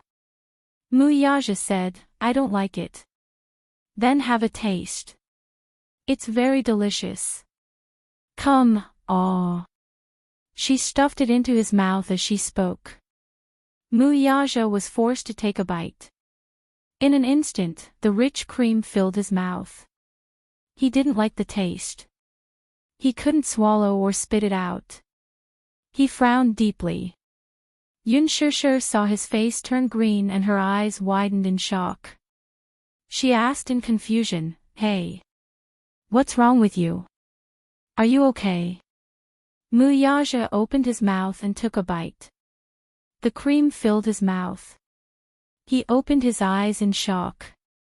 He clearly saw that the ball was round, but he didn't expect it to be wrapped in cream. He didn't like sweet things, especially cream. He would feel nauseous when he ate it. Seeing his face turn green, Yun Shusher was shocked. She quickly asked, what's wrong? Does it taste bad? Mu Yaja held it in and didn't spit it out. After swallowing it, he suddenly felt sick of the taste in his stomach. Yun Shusher saw that his expression was too cute and suddenly smiled mischievously. She made another puffball and waved it in front of him. Then, she took a bite in front of him. Chapter 964. It was rare for Yun Shusher to see such an expression on his face. She found it extremely interesting and swallowed a few more puffs. Her mouth was full and cream stained her lips. Mu Yaja furrowed his brows and turned his head away from her. Yun Shusher burst out laughing and said, so you don't like cream? Mu Yaja said disdainfully, it's the way you eat that's too disgusting. Yun Shusher fell silent. Seeing that he had walked ahead, she quickly followed behind him and offered him the puffs in a fawning manner. She raised her brows and asked, "Hee, I still have a few more puffs here. Aren't you going to eat them?" Muyaja turned his head away. "Nope." Yunshishir sighed and stood unhappily at the same spot. All right. It was fine if he didn't like it. Why did he have to show such an expression? It was as though he despised the food she was eating. She lowered her head and pouted her lips resentfully. She picked up the last puffball and bit it. Before she could swallow it, her chin was lifted up by a hand. Yunshishir looked up and saw Muyaja's handsome face suddenly magnified. His long and narrow eyes were curled up devilishly and his thin lips were slightly parted. Right after that, he gently bit the other half of the puff she was biting. His lips gently pressed against hers and cream flowed out. He curled his lips slightly and the tip of his tongue hooked the cream at the corner of her lips and licked it. The kiss was so gentle that Yunshishir was so shocked that her face and ears turned red. She was stunned on the spot and couldn't say a word for a long time. Muyaja bit off half of the puff and looked up. There was a smug smile at the corner of his lips as though he hadn't had enough yet. The tip of his tongue hooked the cream on his lips and he said casually, "It tastes pretty good." She didn't know if he was talking about the puffs or if he was referring to something else with his teasing tone. Yunshishir pursed her lips. Her eyes were filled with shame and anger. She said coquettishly, "You," before she could finish speaking, her hand was gently held by him. Muyaja lowered his head to look at her and asked, "Have you enjoyed yourself?" "Ah. What?" "First date." Muyaja smiled and rubbed her hair. "It's already so late. Can we go back now?" Yunshishir originally wanted to nod, but when she thought that she would have to sleep after going back, she was a little unwilling, so she said, "Let's wait a little longer. It's still early." Muyaja glanced at her coldly. He reached out and handed her his watch. "What time is it now?" he asked with a frown. Yunshishir glanced at it and answered obediently, "It's 11 o'clock. It's already so late. I have to go back to the company." Thinking of the mountain of cases in the company, Muyaja felt a headache coming on. Upon hearing that he was going back to the company, the smile on Yunshishir's face suddenly froze. "Muyaja, can you not go to the company?" She needed him. She was already used to him. She was used to the sense of security in his arms when she opened her eyes every day. She was also used to the fresh fragrance of his hair on the pillow. She couldn't bear to part with him. Muyaja held her chin and pressed the tip of his nose against hers. "What? You can't bear to part with me?" "I want you to accompany me," Yunshishir stammered a few words. Muyaja looked at her and his eyes changed slightly. However, she wrapped her arms around his waist. "I want you to accompany me. Don't go to the company. Stay at home with me tonight, okay?" "Okay, let's go home." Muyaja smiled and pulled her wrist to the car parked by the roadside. "Be good. Go back and rest early." Chapter 965. The indulgence in his words made her feel a tinge of sweetness. Holding her hand like this, with such a tall man walking in front of her and holding her hand tightly, she didn't know why, but there was a trace of satisfaction in her heart that even she couldn't detect. That night, she pushed aside the company's affairs. He did not stay up late and slept with her early. In the dark, Yunshishir hugged his waist tightly and rested her head on his chest to listen to his strong heartbeat. Thump, thump, thump, just listening to his heartbeat made her feel at ease. Yunshishir could not help hugging him tighter. However, just as she was about to fall asleep, Lu Jingtian's mocking laughter rang in her mind again. "You're just a canary in his cage. He'll play with you when he's happy, but when he's tired of you, that's all there is to it. That's why I think you're quite pitiful." You see him as your whole world, but he only sees you as a plaything. Do you really think he cares about you that much? Her voice was so real and ear-piercing that it seemed to be ringing in her ears. Yun Shishir was suddenly jolted awake by the words that suddenly flashed in her mind. Even though she was well aware that Lu Jingtian's words were only meant to provoke her, she still felt a little uneasy. Women were always insecure. In fact, she was also an extremely insecure person. Some were easily swayed by personal gains and losses. This was especially so when her man was such a high and mighty figure who could call the wind and summon the rain, a dragon among men. There were naturally many women who coveted him. Would he really be faithful to her, though? Yun Shishir raised her head and looked at the man. At this moment, in the dark, his eyes were closed. The darkness seemed to give him something even more charming. Exquisite facial features, deep brows, and handsome silhouette. Especially those long and narrow eyes. Even if his eyes were closed, they still exuded an insufferably arrogant aura of looking down on all living things. He was a man who was as arrogant as a god. Even though he was right by her side, she still felt that it was a little unreal. She suddenly leaned closer to him and planted a kiss on his thin lips. The taste of kissing him was so wonderful that she couldn't help but move her lips for a long time. She covered his warm lips with the tip of her tongue and gently pried open the gap between his lips before sliding in. The man suddenly opened his eyes and cast a sidelong glance at her. Yun Shishir immediately raised her head. Seeing that he had woken up, her face blushed and she shyly pursed her lips. You didn't sleep." She looked embarrassed and laughed dryly. This was the first time she took the initiative to kiss him, and he actually bumped into her. Thus, she felt a little embarrassed. In fact, he had already fallen asleep. However, he had always been a light sleeper and would wake up at the slightest movement. When he opened his eyes, she took the initiative to kiss him. For a moment, he was a little surprised. He had never seen her so proactive before. "What? Aren't you going to continue?" His voice was hoarse, revealing a hint of suppressed gloominess. With that, he flipped over and pressed her under his body. Using the incomplete kiss from before, he kissed her deeply on the lips. He suddenly sank into her. Only when they had enjoyed themselves to their heart's content did they stop. Before he fell asleep, he hugged her. The woman in his arms was already exhausted, and her body was unbelievably limp after their lovemaking. The two fell asleep in each other's arms. Chapter 966. Early in the morning, the sky was still slightly bright. Yun Shishir was woken up by the movement beside her. By the time she woke up, Mu Yaja was already dressed in a suit and leather shoes. This man always recovered his energy at lightning speed. She was still so tired, but he was already full of energy. She was a little envious of him. Seeing that she had opened her eyes, he sat by the bed and gently caressed her cheek.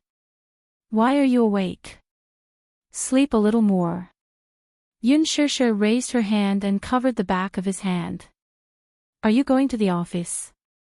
Mu Yaja planted a kiss on her forehead. "Yes." "You continue sleeping, I'm leaving." With that, he got up and prepared to leave. Yun Shishir suddenly sat up and called out to him. "Mu Yaja." The man turned around. "Ah." She bit her lower lip and suddenly asked, "Will you be back today?" Her face was filled with anticipation. Mu Yaja glanced at her and then said in a deep voice, "I'll be back early." After saying that, he closed the door and left. Yun Shishir lay back on the bed and closed her eyes for a while before getting up to prepare breakfast. She then personally sent the two little lads to school. In the afternoon, Yun Shishir brought the two little lads home. The weather was hot, so Xiao Yichen pestered Yu to go out to buy ice cream. Although Yu was unwilling, she could not resist his pestering and went out with him. Not long after, there was a knock on the door. Yun Shishir felt strange. Did the two little guys forget to bring money? Thus, she hurriedly opened the door. Just as she opened the door, a familiar face came into view. Song Enya. She was startled to see Lu Jingtian standing beside her niece and an unfamiliar man beside her. Yun Shishir, it turns out that Brother Mu is hiding you in his golden house and hiding you here. She then kicked the door wide open and walked in with Lu Jingtian. Yun Shishir took a few steps back. Her face turned cold. These two people came in a menacing manner. Their faces were unfriendly. It was obvious that they were here for revenge. With a ferocious look in her eyes, Song Enya grabbed her arm the moment she walked in. Her grip was so strong that it almost left a red mark on her wrist. It was as if she could not wait to break her bones. Yun Shishir struggled, but with a look from the Missy, Lu Jingtian stepped forward and grabbed her other arm. This time, Yun Shishir was completely immobilized. Brother! Come quickly.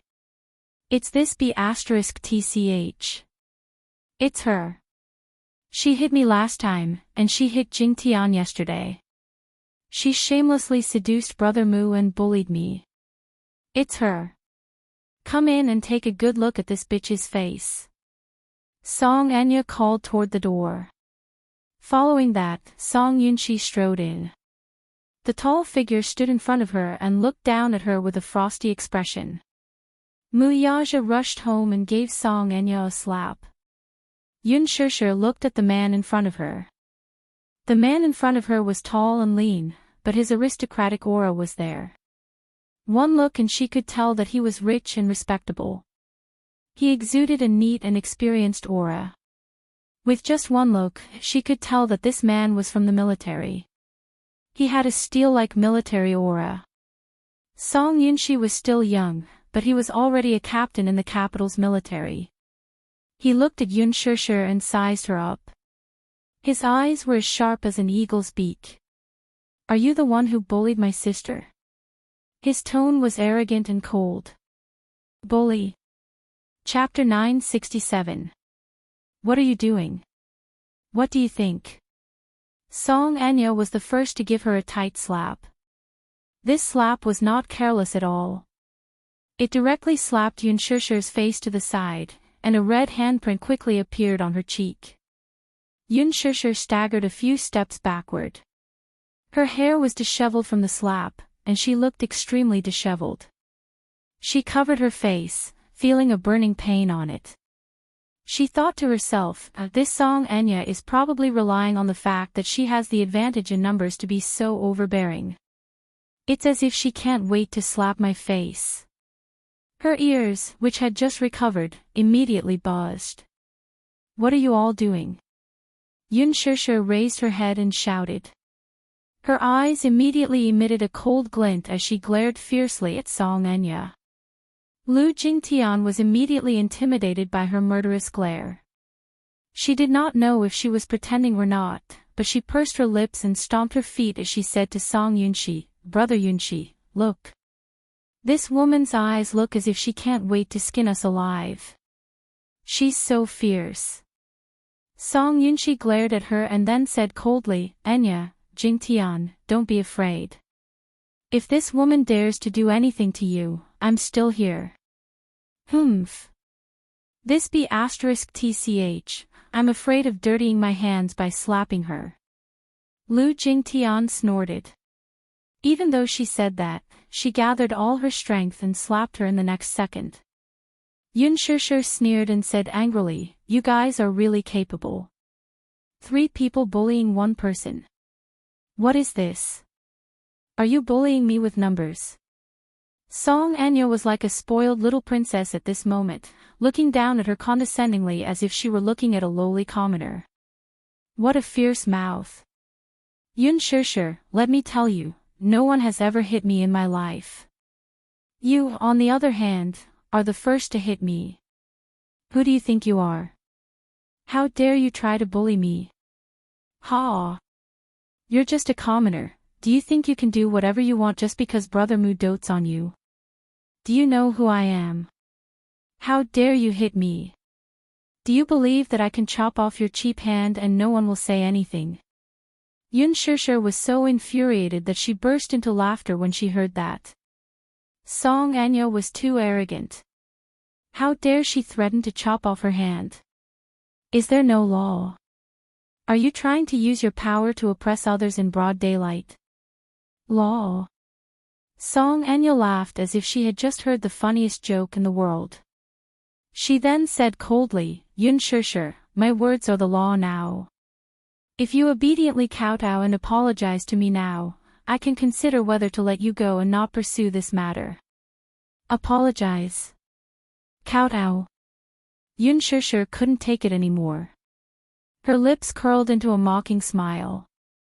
Why should I kowtow and apologize to you? What did I do wrong? Stubborn bitch, I think you won't shed tears until you see the coffin. Don't think that you don't know how high the sky is and how deep the earth is just because Brother Mu dotes on you. Enya is from the Song family. Haven't you heard of the capital Song family? Ha! Even if you're superficial and ignorant, you should know who the current mayor of the capital is. You've offended Enya. This isn't something that can be overturned with just a few words of apology. As she spoke, she pushed Yun Shishir to the ground and started fighting with her. Chapter 968. The Songs. So what if they're from the Song family? Do they think they could trample and humiliate people's dignity just because they have a bit of family background? Yun Shishir grabbed Lu Jingtian's hand and, with a tug, pulled her to the ground.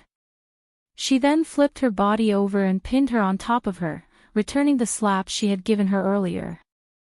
Lu Jingtian struggled violently, and Song Enya pounced on Yun Shishir to wrestle with her. When women fought, it was nothing more than pulling hair and slapping faces. Song Enya and Lu Jingtian used such despicable methods to the extreme. Lu Jingtian, in particular, grabbed Yun Shishir's hair and refused to let go. Song Enya gave Yun Shishir a few more slaps. In the midst of the fight, Yun Shishir's lips had a deep cut, and blood was seeping out. Yun Shishir felt a metallic taste flowing into her mouth. When she noticed that the corner of her lips had been cut, a cold glint flashed across her eyes. Song Enya was so anxious that she did not pay attention to her strength and pinched and hit Yun Shishir. At this moment, they had completely lost their usual elegant demeanor. They were ruthless and could not wait to tear Yun Shishir's annoying face apart. For a moment, Lu Jingtian and Song Enya had the upper hand by working together. However, what was the saying? Even a rabbit would bite when cornered. For some reason, Yun Shishir was forced to lose her rationality. She did not know where she got her strength from, but even Song Enya and Lu Jingtian could not hold her back. Seeing that the situation had gone out of control, Song Yunshi could only watch helplessly as Yun Shishir slapped Song Enya's face. She could not stand it anymore. She stepped forward and pushed Lu Jingtian and Song Enya away. Then, she grabbed Yun Shishir's hands with one hand and dragged her to the center of the living room. Yun Shishir felt the pain of her wrist being dislocated. Then, she was thrown to the ground. Her back collided with the cold tiles, and the pain made her suck in a breath of cold air. Song Yunshi's anger rose from her heart. He had always doted on Enya as she grew up, and he had never once let her get hurt. His beloved sister was being bullied by this woman. For a moment, Song Yunshi couldn't care less about his so-called gentlemanly demeanor. He viciously grabbed her neck, his eyes bloodshot. Brother! Hit her hard. Beat her to death. Song Enya covered her face, which was stinging from Yun Shishir's slap earlier, and hooted with a ferocious look. At this moment, the footsteps of the two little munchkins could be heard from outside the door. Yun Tianyu saw that the door was wide open and immediately heard some discordant sounds. His heart skipped a beat and he quickly walked to the door. Just as he reached the living room, he saw Song Yunshi strangling Yun Shishir. His eyes widened in shock, and the ice cream in his hand fell to the ground. What's wrong? Xiao Yichen, who was behind him, rushed into the living room. When he saw the heart-wrenching scene in front of him, anger surfaced on his face. In his anger, he crushed the ice cream cup in his hand. "What are you doing? Let go of my mommy." Xiao Yichen ran forward and kicked Song Yunxi's knee. This angry kick was equivalent to 80% of an adult's strength. Even Song Yunxi, who was well trained in the military, could not withstand it. She felt a sharp pain in her knee, and she staggered a few steps back before falling to the ground. This lad's strength is D*MN amazing. Chapter 969. Xiao Yichen spread his arms in front of Yun Shishir to protect her. However, when he saw the intruders' faces clearly, he was shocked. It was actually Song Enya and Song Yunxi. Yu also ran forward in a panic. He walked to Yun Shishir's side and squatted down. He saw that Yun Shishir's hair was messy, her face was red and swollen, and the corner of her mouth was bleeding profusely.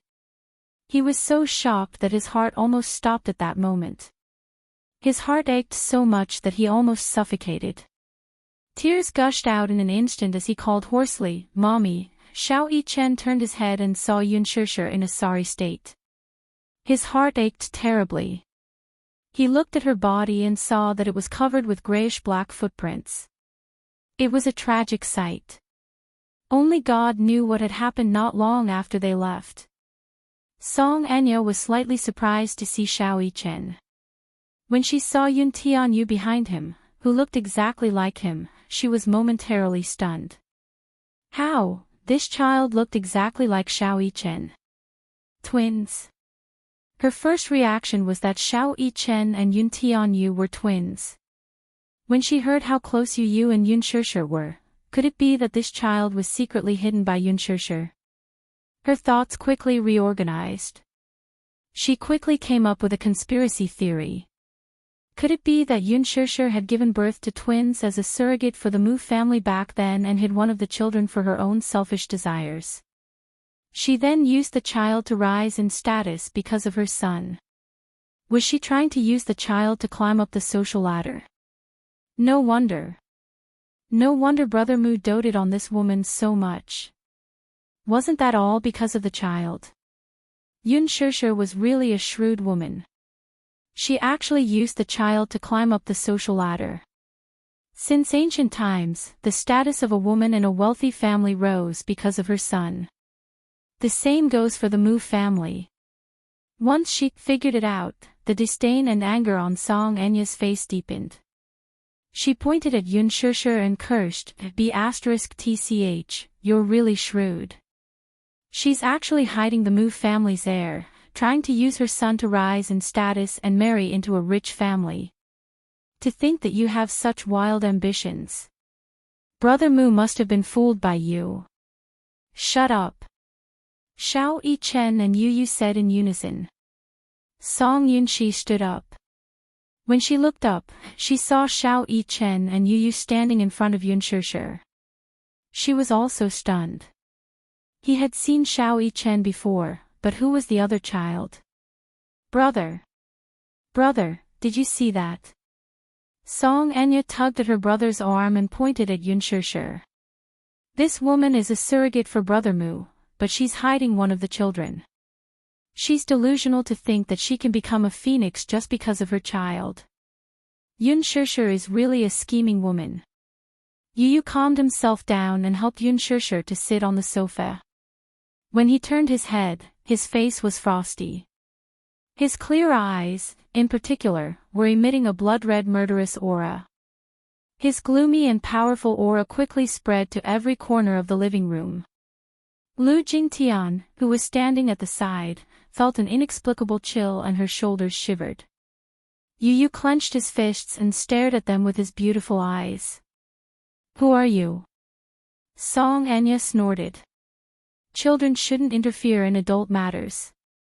This is my house. You're not allowed to mess around in my house." Yun Tianyu reminded her coldly in a domineering tone. Chapter 970. At this moment, she actually saw the shadow of Muyaja in him. Especially that pair of cold and domineering eyes, it was as if they were a carbon copy. Yu Yu pointed at the door and said in a tone that brooked no argument. "Get out." "Why should I get out?" Song Anya lost her temper and blurted out, "You little rascal, your mouth is quite cheap. Your mother is a cheap wretch, and so are you. Get out. Leave before my patience runs out." Yu Yu pointed at the door with a murderous glint in his eyes.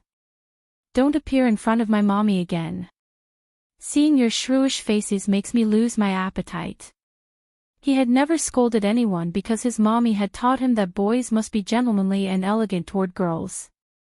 However, seeing his mommy being bullied by these few people, he hated Song Anya to the core. How could he still be gentlemanly toward her? "You! How dare you call me a shrew?" Song Anya furiously stepped forward and raised her hand to slap his face. However, just as she was about to land on the ground, Little Chen stopped her with his quick reflexes and held her wrist tightly. Yun Shishir hurriedly shielded Yu Yu in her arms. When Xiao Yichen thought of how Song Anya had called his mommy and brother cheap wretches, an uncontrollable anger rose in his heart. He held Song Anya's wrist tightly and raised his eyes to glare at her. With a crack, Song Anya's wrist was dislocated by him. "Ah!" Song Anya let out a tragic shriek and retreated a few steps. She held her wrist and hid behind Song Yunxi. Lu Jingtian looked at her hand and exclaimed, "Ah! Anya, your hand is dislocated." Her exclamation attracted Song Yunxi's attention. He lifted Song Anya's hand and saw that it was indeed dislocated. Tears streamed down Song Anya's face as she whimpered in pain. Song Yunxi's eyes were filled with heartache when she heard this. She could not care less as she carried Song Anya in her arms and hurriedly left. When Lu Jingtian saw Song Yunxi carrying Song Anya away, she followed closely behind. Before she left, she turned back to glare at Yun Shishir. Just as she was about to open her mouth to scold her, Yun Tianyu and Xiao Yichen's cold gazes swept over her. Her heart shuddered slightly, and her lips quivered. Thus, she stomped her feet resentfully and left unwillingly. After he left, Yun Shishir finally let down her guard. Her whole body went limp on the ground. She lowered her head and tried her best to hold back the humiliation and grievance. She bit her lips and tears welled up in her eyes.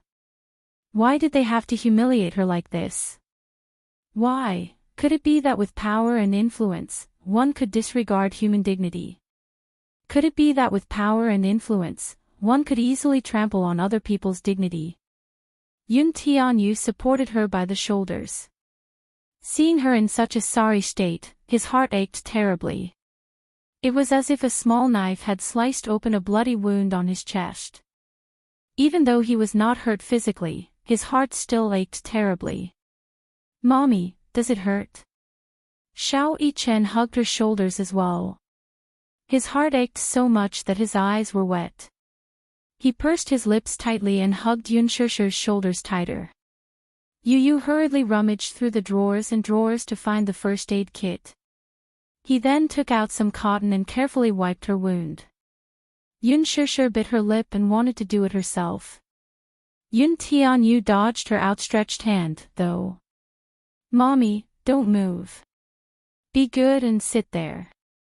Chapter 971. Her body was riddled with scratches of various sizes, all of which were caused by her niece's and Lu Jingtian's nails. There were some places that didn't break, but there were some places where the force was too great. The skin was broken, and traces of blood flowed out. There was an especially deep cut on her elbow. Yun Tianyu dipped a cotton ball in some ointment and applied it carefully, but his tears flowed uncontrollably and landed on her arm. His heart ached so much. Why did they do this to Mommy? His heart ached so much that he felt like suffocating. He would rather bear the pain from Yun Shishir's injuries on himself. Xiao Yichen carefully tidied up her messy hair. He loosened her hair tie and combed it with a comb, causing a clump of hair to fall off. Ah, Xiao Yichen received quite a shock. His eyes turned red. He even lost so much hair. Just how intense was the battle he had just experienced? This was too much. How could they bully mommy? Little Yichen gritted his teeth. His face was flushed red with anger, and he had nowhere to vent his pent-up anger. Yu Yu carefully applied ointment on her wounds and then held Yunshusher's face in his hands. His heart ached when he saw the bloody cut on the corner of her lips. Yu Yu, give mommy a kiss. Mommy doesn't feel pain. Yu Yu pecked the corner of her lips a few times. His warm little mouth touched her wound as if it could alleviate her pain. Yunshusher hugged the two little lads in her arms. She was so upset that she held back her grievances. Tears welled up in her eyes, but she stubbornly refused to let them fall. Mommy, Yu Yu is here. Yu Yu will protect you and won't let the bad guys bully you. Yu Yu choked with grief. It's Yu Yu's fault. Yu Yu shouldn't have left mommy's side. Mommy is hurt, Yu Yu is so heartbroken. Yu Yu. Yunshusher's voice was hoarse and broken. Yu Yu hugged her even tighter. Mommy, if you're sad, cry it out. Don't be afraid, Yu Yu is here. Mommy, cry if you're sad. Xiao Yichen will be with you too. Xiao Yichen hugged her waist, trying to warm her cold heart with the warmth of his body. Yunshusher bit down hard on her lips, refusing to show her weak side in front of the two little lads. Yu Yu hugged Yunshusher tightly, but her eyes were frozen. How dare he bully his mommy? Damn it! He had committed a heinous crime. On the other side, Song Enya was sent to the hospital by Song Yunxi. When she returned home, she threw herself into Jiang Qiming's arms with an aggrieved look and bawled her eyes out. In the evening, Jiang Qiming made a call and reported Yunshusher's crime to Mu Yaja. By the time Mu Yaja received the call, he was already on his way home. Jiang Qiming, who was on the other end of the line, did not give him any face as she loudly reprimanded him. Yaja, I heard from Enya that you have a mistress named Yunshusher, right? That woman is really arrogant. Ever since Enya was young, I couldn't bear to let her get hurt, but look at what happened in the end. That Yunshusher is really capable. She actually dislocated Enya's arm. Tell me, is this appropriate? What do you mean? I don't understand. Mu Yaja was also annoyed by her random questioning. You're asking me what I mean. Why don't you go back and ask that *tch yourself? Jiang Qiming continued to denounce him. Chapter 972. Just as he was feeling vexed, Jiang Qiming continued her tirade. Enya has always been the apple of the family's eye. She may be a little spoiled, but she's not a bad person by nature. How can a young girl like Yunshusher be so vicious as to break Enya's wrist? We're living in a civilized society now. How can there be such an unreasonable person? How can this be? Don't blame Sister Meng for not giving you face. No matter what, I must make that woman give the songs an explanation. I'll make her come to our house and apologize. Fortunately, it's only a dislocated wrist this time. If it's a broken bone, I'll definitely sue her and send her to jail. After that, the call was hung up. Mu Yaja's eyes were filled with anger as he tossed his phone aside. Why did such a thing happen when he wasn't around for a day? Enya's wrist was broken. Yunshusher broke it. What exactly happened? Mu Yaja was utterly vexed. Hence, when he reached home, he pushed open the door and walked in coldly. The living room was dark and empty. He then walked to the bedroom and saw Yunshusher lying on the bed. The lights were off in the room, and it was cold and quiet.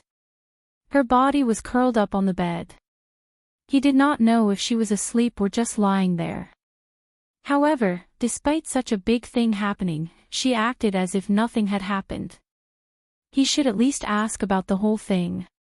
Why did she hurt Song Enya? Hence, he spoke. Yun Shishir. Yun Shishir woke up abruptly and sat up on the bed. When she saw that he had returned, a smile appeared on her face. However, when she saw the cold and sullen look on his face, the smile on her face faded bit by bit. What exactly happened between you and Enya? I heard that you broke her wrist. Muyaja was the first to ask, but he asked such a question. Hence, Yun Shishir's expression turned colder. He called her by her full name in a cold tone, but when he called Song Enya, he sounded so affectionate. What? What does this mean?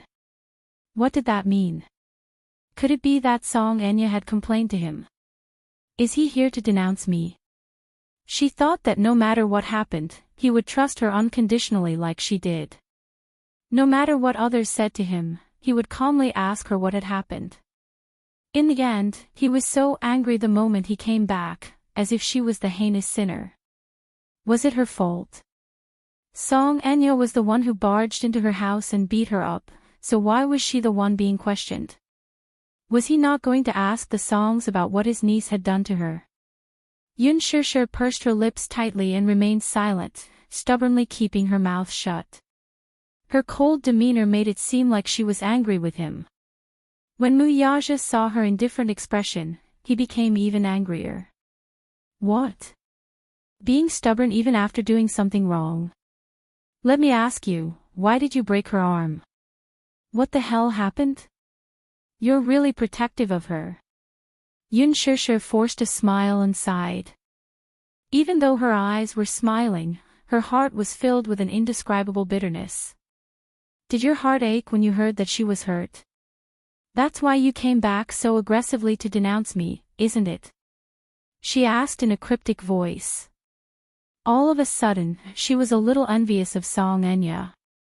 Look, she was the one who was unreasonable first. She did something wrong and shed a few tears, and a group of people coaxed her. Chapter 973. It was so unfair. She sighed desolately in her heart. Muyaja heard her sarcastic tone and frowned slightly. However, he heard her ask back with a smile, so? Do you want me to go over and kowtow to apologize? I heard her. Her Song family has power and influence. Do you want me to go to jail? People with a bit of power are really different. They can cover the sky with one hand. I'm really scared. How can a commoner like me fight with the dignified daughter of the Song family? He looked unhappy. He went forward and grabbed her chin. His cold eyes stared at her face. I'm asking you a question. Do you have to be so mean? Armed with a baton.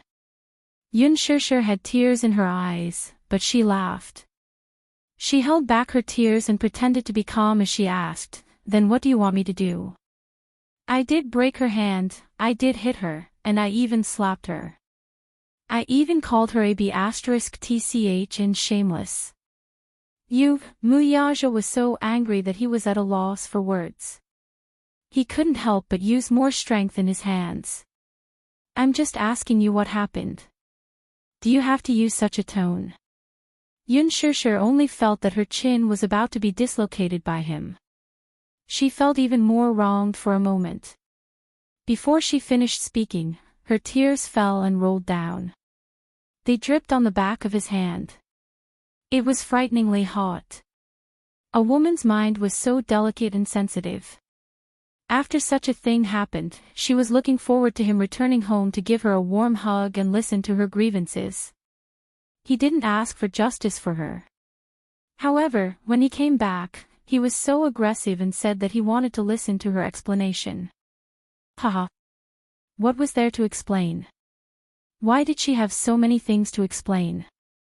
Yun Shishir bit her lips. Then, as if she had lost all her strength, her voice was hoarse and broken. Muyaja, what do you want me to do? Don't cry. He was so afraid that she would cry. Once she cried, he would be completely helpless. He told her not to cry, but her tears fell even more violently. Drop by drop, they rolled down like broken pearls. Liking you is such a tiring thing. You're so outstanding and unattainable. As for me, I'm so lowly, as low as dust. Muyaja, liking you is really tiring. She bit her red lips and turned her face away. She didn't want this man to see her sorry state. Muyaja reached out and wanted to hug her. But Yun Shirshir pushed him. She rolled and wrapped herself in the blanket, unwilling to be touched by him. She was clearly trying to avoid him. But would he allow her to escape? He walked over, lifted the blanket, and pulled her into his arms. Yun Shirshir, on the other hand, struggled like a madwoman and bellowed, "Don't touch me. Get away. Stop fooling around. Be good and listen to me." He held her tightly in his arms, not allowing her to struggle. He was so strong and domineering that he didn't give her any room to resist. When she calmed down, he hugged her even tighter and said in a deep voice, "Just now, I wasn't rational enough. Maybe things aren't what I thought. I came back not to convict you, but to listen to your explanation. So, you don't have to be so sarcastic with your words." Yun Shirshir remained silent, but the anxiety in her eyes eased a little. Chapter 974. If he trusted her more, he would not be like this. Would he believe everything that Song Enya said unconditionally? What about her, then? Would he listen to her explanation? Still, why did trust have to be built on an explanation? Muyaja did not know what was on her mind. Seeing her silence, he leaned close to her ear and said in a deep voice, "I don't care what conflict you have with Enya, but she's the mayor's daughter. She grew up being pampered like a spoiled princess, so it's inevitable that she's a little arrogant and willful, but she's not a bad person by nature. You're older than her, so you should give in to her a little. No matter who's right or wrong between the two of you, you should at least apologize for injuring her hand." Yun Shirshir's heart turned cold all of a sudden. She wiped away her tears forcefully. The grievances in her heart were like a turbulent wave that came crashing over like a mountain, completely engulfing her. "She deserves it for having her hand broken," she said calmly, but her voice was cold. Muyaja's eyes turned cold. "What?" "I said." She suddenly raised her head and met his cold gaze. She said word by word, "She deserves it for having her hand broken." "Shut up." He scolded her. He could not hide the anger on his face. His eyes were so cold that they seemed to freeze her to the bone. "I'll give you 3 seconds to take back your words. Take back my words. Take back my words." Yun Shirshir looked at him in disbelief. He actually shouted at her for Song Enya's sake. The expression on his face was so fierce, and his eyes were like cold rays. It was not that Yun Shirshir was pretentious, but at this moment, she was a little doubtful. What kind of place did Song Enya occupy in his heart? Was it really just a cousin's relationship with his cousin? So much so that he came home in a rage without a word. It was obvious that he was here to denounce her. She said that she deserved it, but he actually asked her to take it back with such a bad attitude. Did he not think about it carefully? Was she such an unreasonable person? Yun Shirshir seemed to be against him. She refused to say anything. Her eyes were wide open, and tears were rolling in her eyes. However, she stubbornly refused to let them fall. Was this stupid woman trying to fight him head-on? "Yun Shirshir, what's with your attitude?" She was stunned for a moment and almost lost her mind under that cold gaze. However, when she came back to her senses, she stubbornly raised her little face and said, "Why should I take back my words?" The man frowned. She felt wronged and angry. Her little hands gripped the bedsheets tightly, unwilling to give in. "She deserved it, I take back my words." He interrupted her again. His words were cold and emotionless, so cold that it made people feel unfamiliar. Yunshusher's face was red with anger, and the bed sheets were crumpled in her hands. Muyaja. What right do you have to speak to me in such a tone? It's clearly not my fault. It's obviously. The long fingers pinching her chin exerted some force, and she gasped in pain. In the silent confrontation between the two, the coldness in the man's eyes became more and more dangerous. I won't repeat myself a third time. His voice became sterner, and his eyes became more sinister. Yunshusher, I don't have patience. Yunshusher pursed her lips. She could no longer hold back her tears, and they rolled down. The man's eyes narrowed slightly. I thought you were a sensible woman, but I didn't expect you to be so unreasonable. Chapter 975. Yunshusher suddenly laughed miserably and curled her lips. I'm vicious, ignorant, and unreasonable. I'm such a woman. Have you just realized it now? Muyaja's gaze turned even colder. She suddenly broke free from his grip and said uncontrollably, since you feel sorry for her, I'll return her hand that I hurt, okay? I'll return her injury to her, okay? However, she immediately walked to the wall, clenched her fist tightly, and smashed it hard on the wall. Bang! A loud sound was heard. It was heavy and powerful. Muyaja was startled. He got up abruptly, walked over to her side, and grabbed her hand abruptly. Looking down, he saw that her knuckles were red and swollen. Yunshusher. What are you doing? Muyaja was furious. This woman would rather hurt herself than give in to him. How could she be so stubborn? Do you have to be so stubborn? Muyaja's heart ached and he was angry. However, when he lowered his head to look at her, he happened to see some strange marks on her shoulder. He stopped talking and pulled open her clothes. His fingers brushed aside her clothes, only to see that there were some bloody marks that seemed to have been made by fingernails. They weren't broken, but they left a deep bloody mark. What's going on? He asked. Yunshusher raised her hand and swatted his hand away. She slowly hugged her shoulder and squatted down. She was like a person drifting on the sea, welcoming the waves that kept crashing over, but there was no shore in sight. She felt helpless and hopeless. He leaned over and scooped her into his arms. Ignoring her struggles, he started to check on her. It wasn't just her shoulder. Her arms, elbows, knees, calves, waist. Every part of her skin that was exposed to the air had different degrees of scratches. Some of them were light and didn't break the skin. Some of them were heavy and broke the skin and had been applied with medicine.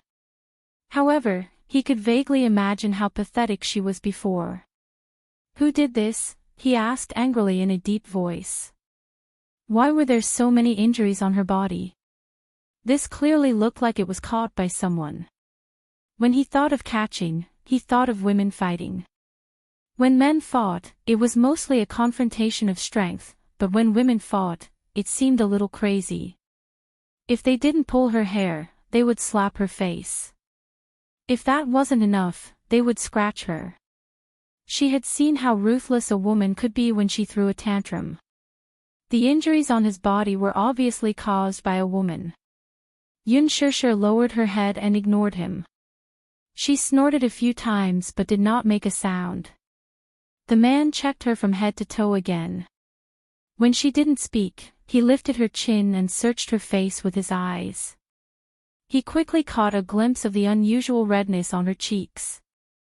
On the little face buried in her hair, there were faint fingerprints. She had kept her head down the entire time, and if one did not look carefully, they would not have noticed it at all. The coldness in his eyes intensified, but his gaze fell on the corner of her lips, where he saw a deep cut. It was a shocking sight. In his eyes, women were fragile, like delicate flowers. If he wasn't careful, he would hurt her. After all, there was a great disparity in strength between men and women. Therefore, he had always been careful with her, afraid that he would hurt her even a little. However, now, the woman he had always carefully protected was actually hurt by someone else. The coldness in his heart rose to the extreme and kept surging. Chapter 976. Connecting the dots to what had happened earlier, he could guess who had caused Yunshusher's injuries. Still, why didn't she say anything? Mu Yaja was a little annoyed. Why didn't she tell him that she was injured? Is it Enya's doing? Ha! He grabbed her chin, a cold glint flashing in his eyes. Answer me. She pushed him away stubbornly, her tone cold and distant. What has it got to do with you? What do you mean it has nothing to do with me? He became even more furious and grabbed her little hand that was causing trouble. With a tug, her entire body fell into his embrace. You're not allowed to say that. Yunshusher sucked in a deep breath of cold air. She raised her head and glared at him with her reddened eyes. Fine. Didn't you want to ask? Then, I'll tell you. Who else could it be other than Song Enya? She barged into our house for no reason with Lu Jingtian and a stranger. Without a word, she came up and slapped me.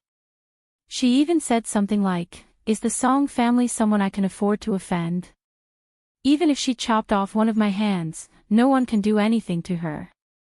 On what basis? On what basis can she be so arrogant and trample on other people's dignity? Isn't it because her family is powerful and influential? She's a bully. Not only that, she even wanted me to kowtow and apologize to her. What a good kowtow and apologize. She's not my parents, so on what basis should I kneel to her? That's why we fought. I've told you everything. Are you satisfied now? Are you satisfied now? The last sentence was shouted out in a hoarse voice. His voice was hoarse, as if he was venting all of his strength. Mu Yaja was stunned. After shouting everything, Yunshusher panted for a moment to calm herself down.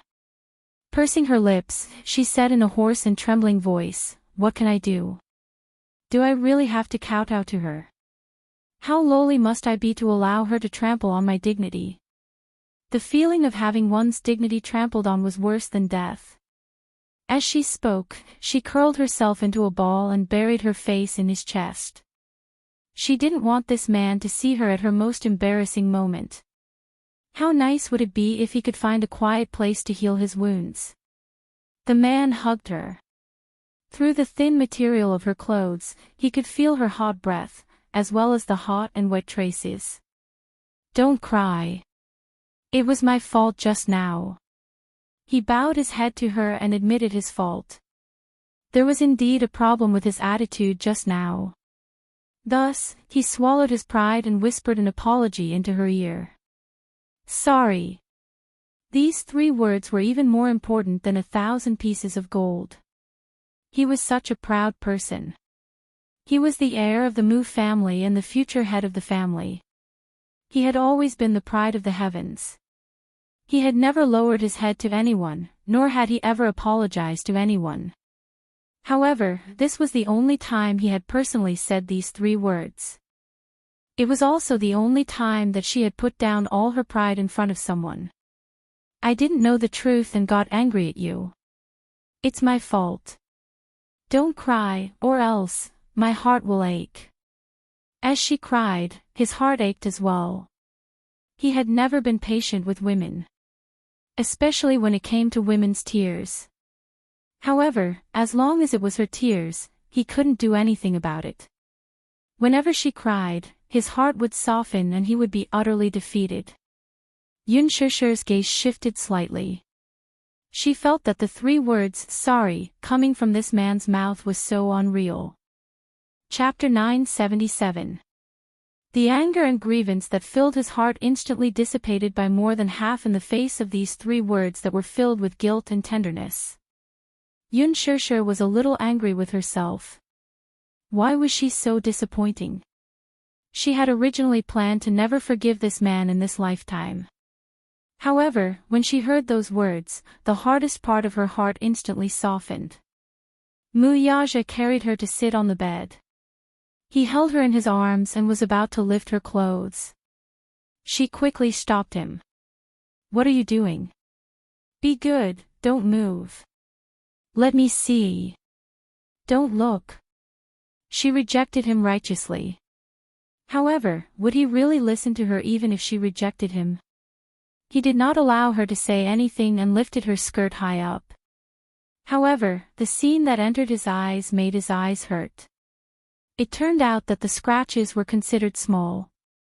All he saw were bruises of various sizes on her fair and clean body. With one look, he knew that someone had ruthlessly pinched her. This woman's body was extremely sensitive. Usually, it would show in bed. However, if he did not pay attention to the strength of his hands, he would leave marks. Therefore, he had always been very careful when dealing with her. He loved her fair and jade-like skin, but now, it was unbelievably damaged. Muyaja's eyes became increasingly cold. He ran his fingers over the bruises, and she immediately gasped softly. "It hurts." Yu and Xiao Yichen returned home after buying the medicine. They had just opened the bedroom door when they saw this scene. Yu's face turned red. She thought that her daddy and mommy were doing something embarrassing. However, when she took a closer look, it turned out that Muyaja was checking her injuries. "Daddy!" he called out. Then, he walked over with his head lowered and handed him the medicine to reduce bruises and swelling. "Mommy, does the wound still hurt that much?" He turned his face and faced the wall. He did not look at her, but he asked with concern. Yunshushu could not help but feel cold. At such a young age, he already knew the difference between men and women. "It doesn't hurt anymore," Yunshushu said. Yu pursed her lips. He had no idea what had happened, and his mother did not mention a word about it either. If he were to find out the reason for Song Enya's visit, he would probably ignore him entirely. "Did you just go to buy medicine?" Muyaja asked. Yu and Xiao Yichen nodded. "Have you eaten?" "No. I'll go get some food right away." "Daddy, do you want to eat?" "No need. I've eaten." Yu nodded and glanced at Yunshushu. Seeing that she had calmed down a little, she left the room with peace of mind. Muyaja picked up the ointment and applied it on his palm. He then carefully rubbed the wound, slowly and gently. Yunshushu frowned in pain. "It hurts, bear with it. You'll recover faster after I apply the ointment." As Muyaja spoke, his movements became gentler as he applied the ointment and gently rubbed it. It was rare to see such a patient side of him. Yunshushu's heart warmed slightly, but when she thought of the aggressive side of him when he came back, she could not help but feel angry again. She muttered, "Don't think that I'll forgive you just because of this." Muyaja raised a brow and glanced at her. He then increased the strength of his hand. Yunshushu hissed in pain and then glared at him angrily. "Are you doing this on purpose? Be good." This woman was actually pushing her luck when he gave in a little. Chapter 978. After a moment of silence, she asked tentatively, "Do you know that Song Enya likes you?" "Huh?" Muyaja did not react at first. He raised a brow at first, but when he realized what she was asking, he fell silent. "Do you know?" She nudged him again when he did not reply. Only then did he reply, "I know." "You know?" Yunshushu was slightly surprised. "It's not that kind of like. I know what you're referring to." Muyaja frowned. Did this stupid woman think that he was as stupid as she was? Of course, he knew what Song Enya was thinking about him. Yunshushu, on the other hand, was slightly stunned. Since he knew, why did he still have such a reaction? She snorted unhappily. "There are so many women who like you. The man glanced at her from the corner of his eyes. It seemed that there were many men who were pestering her. However, when he caught a glimpse of the displeasure on her face, he suddenly smiled. Why? Are you jealous? Yunshushu bit her lip and did not answer. He could not help but increase the strength of his hand, deliberately hurting her and not allowing her to escape. Answer me. Yunshushu flew into a rage out of humiliation. Don't go overboard. She raised her head, only to see the man's handsome face quickly pressing down on hers. His thin lips covered hers and kissed away her sweet breath. He gently dotted her lips. Unlike the past, where he took her by force, he kissed her lips gently. He kissed her lips, then the corner of her lips where she was cut. Then, he kissed her forehead, the tip of her nose, her cheeks, and finally landed on her lips. He went deeper and deeper. She shut her mouth tightly, not allowing him to invade her lips. However, he increased the strength of his hand. She opened her lips slightly in pain and sucked in a breath of cold air. He took advantage of the situation and entered, gently sweeping her. Somehow, he wanted her. However, now was not the time. What she needed more now was rest. With this thought in mind, he fiercely suppressed the desire bursting out of his body. He lowered his eyes and extinguished the flame in his eyes. After applying the ointment on her wounds, he let her rest early. After experiencing the ridiculous war in the afternoon, she seemed to be exhausted. Once her head hit the pillow, she quickly fell asleep. After covering her with the blanket, he left the room. In the living room, Yun Tianyu had just finished cooking the fried rice. Seeing him come out, he immediately went forward to ask, "Daddy, how is Mommy?" "He's asleep." He reached out and gently stroked Yuyu's hair. "Be good. Don't disturb her. Let her sleep a little longer." "Yes." Yuyu suddenly frowned and asked, "Daddy, do you know what happened this afternoon?" "I have a general understanding." Recalling the scene he saw when he returned home this afternoon, a bone-chilling glint flashed across his eyes. "Who is she?" Muyaja saw the murderous look that flashed across his face. He knew in his heart that if he let him know who did it, he was afraid. This son of his appeared to be cultured and refined, like an elegant little gentleman, but when his reverse scale was touched, he would do crazy things. "You don't have to worry about this, I'll handle it," he said. He would let Song Enya apologize personally. Chapter 979. Yunshushu was his reverse scale, and anyone who touched her would be infuriated. Muyaja furrowed his brows slightly. This child was extremely stubborn in this aspect. In this aspect, he was very much like him when he was younger. However, it was undeniable that children were simple and stubborn, unlike adults who could consider all aspects. Still, when dealing with a matter, one could not be too extreme and unconventional. Xiao Yichen walked over as well. He looked at him and then at the man. Muyaja and Yuyu looked at each other as if they were confronting each other. Yuyu clenched his fists and calmed the anger in his heart. Then, he said in a low voice, "All right, I'll respect your decision this time. However, this is the only time. There won't be a next time. Consider it as giving Daddy face. Good boy." With that, Muyaja slowly walked to the door. Xiao Yichen's eyes flickered slightly. "Daddy, aren't you staying here today?" "No," he replied faintly and left. It was late at night. The night sky was especially dark tonight. It was like an endless black curtain pressing down on the sky, just like Song Enya's heart at this moment. She lay in bed, tossing and turning. Her thoughts were in a mess and she could not fall asleep no matter what. She took out her phone from time to time. Previously, she had sent several messages to Muyaja to complain about Yunshushu's crimes.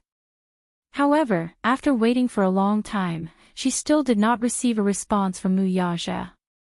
She thought that he would immediately rush over and ask about her well-being after knowing that she was injured. However, she waited until late at night, but there was not a single call. It was inevitable that she felt deeply disappointed. She had a feeling that Muyaja was not as close to her as before. There was a faint estrangement and distance between them. She did not know what was going on. It must be that Yunshusher. Song Anya's heart was filled with resentment at the thought of that woman. She felt that she had been too lenient this afternoon and should have broken one of her hands. Unable to vent her anger, she felt stifled in her chest, suffocating her. Song Anya was so angry that she sat up on the bed. She picked up the pillow beside her and ravaged it as if it were a certain hateful face. She pinched it viciously, but that was not enough to vent her anger. His phone suddenly rang. Annoyed, she looked at the caller ID and saw that it was Muyaja's name. She immediately picked up the phone happily. Song Anya picked up the call and pretended to sound sickly and weak. Hello, Brother Mu. Anya, are you asleep? Muyaja's deep and magnetic voice came from the other end. No. My heart hurts, and I can't sleep. Song Anya pretended to be on the verge of tears as if she had suffered a great grievance. She looked as if she was about to burst into tears, but she was secretly delighted because of Muyaja's call. Is your hand better? His voice was faint, sounding as if he was concerned but not concerned. Song Anya could not tell if he was concerned about her, so she grumbled, my hand was dislocated. It's been reattached, but it still hurts a lot. How is it painful? It's just a normal dislocation, it doesn't hurt at all. Still, she deliberately said that to make his heart ache. There was a sudden silence on the other end. The sudden silence made her anxious and uneasy. Song Anya said, Brother Mu, do you know? That Yunshusher is too much. She's simply. Chapter 980. Song Anya was stunned. She did not expect him to say such a thing. Ever since she was young, he had always been very indulgent toward her. Even when she did something wrong at times, he would not reprimand her. This was the first time he had been harsh with her. Brother Mu, what do you mean? She pouted and said in an unhappy tone, what do you mean by I went overboard? You know very well in your heart, don't you? He paused for a moment before his tone became heavier. What happened today made me very angry. I don't want it to happen again. Still, since you're young and insensible, I won't hold it against you. After all, I'm not your parents, so I have no obligation or responsibility to teach you a lesson. However, you must apologize to her personally. He deliberately emphasized the word personally, in a tone that brooked no argument. Song Anya was stunned. When she came back to her senses, her heart was throbbing with pain. She cried out indignantly, why should I? Why should I apologize to her? I didn't do anything wrong. Don't you know very well whether you did anything wrong? His tone was unfriendly and did not give her any face. Instead, he said coldly, Song Anya, remember this, I indulge you, but it's not unconditional. Remember that there are some people you can't touch. His words were a little harsh. Song Anya was stunned. She did not expect Yunshusher to hold such an important place in his heart. This was the first time in her life that he had spoken so harshly to her. I won't hold it against you this time, but there won't be a next time. If I find out about it again. He did not continue speaking, giving her some leeway. With that, he hung up the phone. Song Anya's hand, which was holding the phone tightly, trembled violently. By the time she realized it, she had already smashed the phone to the ground. Why should she apologize? Why? Was he so protective of her? What did he mean by indulging her unconditionally? He was not like this in the past. Song Anya buried her face in her palms sadly. Hot tears dripped onto her hands as her whole body trembled. Naturally, she could not bring herself to apologize to Yun Shusher personally. How arrogant was she? In the Song family, she had always been spoiled to the point that she was out of control. It was impossible for a person like her to bow down and apologize to a person, especially a commoner with no status or background. Because of this, every time she called Muyaja, she would be ruthlessly hung up. It seemed that he would ignore her until she personally apologized to Yun Shusher. Song Anya was exasperated, but she refused to swallow her pride and apologize to Yun Shusher. The scenes for In Xiachuan and In Dongyu were completed. Yun Shusher received a notice and spent the next few days familiarizing herself with the score. Gu Xingze wrote a song to be used as the theme song for the movie The Green Apple. It was a warm and sweet love song sung by a man and a woman. After Yun Shusher familiarized herself with the score, she went to the recording studio to record a demo. Gu Xingze was not very satisfied with the first few demos that she recorded. He changed the score a few more times and recorded it a few more times before he was finally satisfied. As it was a theme song, there was no need to specially film a music video. He cut out a few beautifully produced scenes from the movie and recorded a scene of the chorus in the recording studio. Then, he released it as a preview of the theme song online. Once the single was released, it quickly rose to the top of the charts. Chapter 981. The song was light, catchy, sweet, and warm. Soon, it became popular. Many fans of the original novel were looking forward to the release of the movie after seeing the plot of the music video. The movie was initially scheduled to be released at the end of the year during the primetime slot. As it was targeted at the student market, it would be released during the winter holidays. Lin Fengtian had high expectations for the box office. The initial optimistic prediction was that the box office would exceed 2 billion yuan. The schedule for the next few days was packed. The movie was about to be completed and was about to come to an end. Next, the post-production began anxiously. The crew was already preparing to promote the movie before it was released. It seemed that in order to cater to the plot of the movie and promote the movie, Wanyu Entertainment intended to package Gu Xingze and Yun Shusher as a couple to hype up the movie. This so-called couple hype was the easiest way to make the headlines in the entertainment industry. It was a rather old-fashioned method. However, the public's desire for gossip was stronger. Hence, this method was tried and tested. Qin Zhou accepted several jobs for Yun Shusher. Among them, there was a reality show called The Love Diary. It was a rather important draft. The Love Diary was a reality show produced by Qingguang Satellite TV with Imaginary Love as its selling point. In the program, popular celebrities formed a group of imaginary lovers and went on an imaginary date program.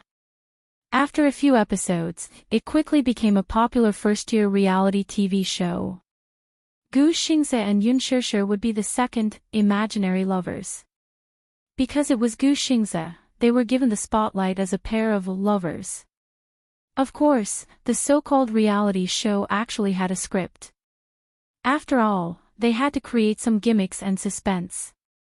Otherwise, where would the topic and viewership ratings come from? The filming of the show was initially scheduled for next month. Before that, the script would be sent to Yun Shusher. When the time came, she would just have to follow the script and record.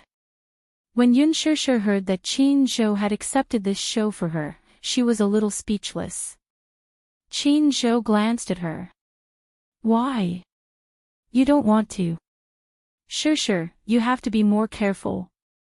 Many female celebrities want to film The Love Diary with Gu Xingze and ride on Gu Xingze's popularity. Hee hee. Then I'm really lucky. Shusher said and stuck out her tongue. It's good that you know. Qin Zhou knocked on her head and said, I've been busy these past few days. There's an event tonight. What announcement? Starlight Quietness Distance, perform well for me. Qin Zhou said as he took out a thin stack of scripts and handed it to her. This is the script. take a look at it first." The script was filled with questions that the host would ask. She just had to memorize how to answer them. Starlight Quietness Distance was a well-known large-scale entertainment talk show. The lineup of hosts was also very luxurious. Among them, Lu Fei, who was the head of the lineup, was the top in the entertainment hosting field. He had a very deep foundation in hosting. Among the popular hosts, he had the highest cultural background and was very humorous. Under his leadership, the atmosphere of the program was humorous and relaxed. While making people laugh, he would often say a few thought-provoking words of wisdom. Most of the time, it was very relaxing to be on his show. There was no need to deliberately create jokes or gimmicks. Generally speaking, a show would invite 10 guests, split into 2 halves. Yun Shishir and Gu Xingze were assigned to the first half. Chapter 982. This was a prime time slot with the highest ratings. Along with Gu Xingze and Yun Shishir were Lu Jingtian, Li Zhuxian, and Yang Mi-Qin Zhou picked out a gown for Yun Shishir. It was especially suitable for her to wear a socialite gown as it made her look classy. As if on purpose, Qin Zhou also picked out an outfit for Gu Xingze. It was the same color scheme as Yun Shishir's gown. When Yun Shishir rushed to the waiting room and saw Gu Xingze's outfit, she blushed. This was clearly a couple's outfit, right? What a pair! Qin Zhou exclaimed in admiration. Yun Shishir frowned. Qin Zhou, if you do this, my Weibo will be flattened by his fans later. Silly. It's better if it's flattened. That means there's something to talk about. Celebrities are most afraid of not having anything to talk about. How could she protest? Not long after this hype was launched, her Weibo was already besieged by Gu Xingze's army of fans. It would be a wonder if she would not be flattened once this show was broadcasted. Can't you just not watch it? Qin Zhou laughed. I'm afraid that someone will send me razor blades, Yun Shishir replied truthfully. Qin Zhou, in fact, she had already received several threatening letters. That was why she was still fearful. Before the recording of the show, one of the hosts, Lu Fei, specially met with Yun Shishir. This was the first time they met, and Lu Fei gave off a refined and courteous vibe. He also had a good impression of Yun Shishir. Unlike other newcomers, Yun Shishir was especially polite. It was the kind of courtesy and respect that came from the bottom of her heart. At first glance, he felt that this young lady was not bad. He had seen the trailer of the movie, but when he saw Yun Shishir in person, she seemed to be more classy than when she was in front of the camera. He had a simple conversation with Yun Shishir. After going through their lines, he said a few more words of concern and left. The program began recording and broadcasting. Because it was a live broadcast, there was no room for any mistakes. The director of the program specially went through the script with Yun Shishir before she went on stage and repeatedly warned her, this is a live broadcast. Try not to make any mistakes. In a live broadcast, any mistakes can't be edited out. The recording began. After Yun Shishir and Gu Xingze went on stage, Lu Fei mainly focused on the topic of the green apple. Everything went smoothly. Then, the host and the guests were divided into 2 teams and played a small game to test the actors' tacit understanding. A guessing game.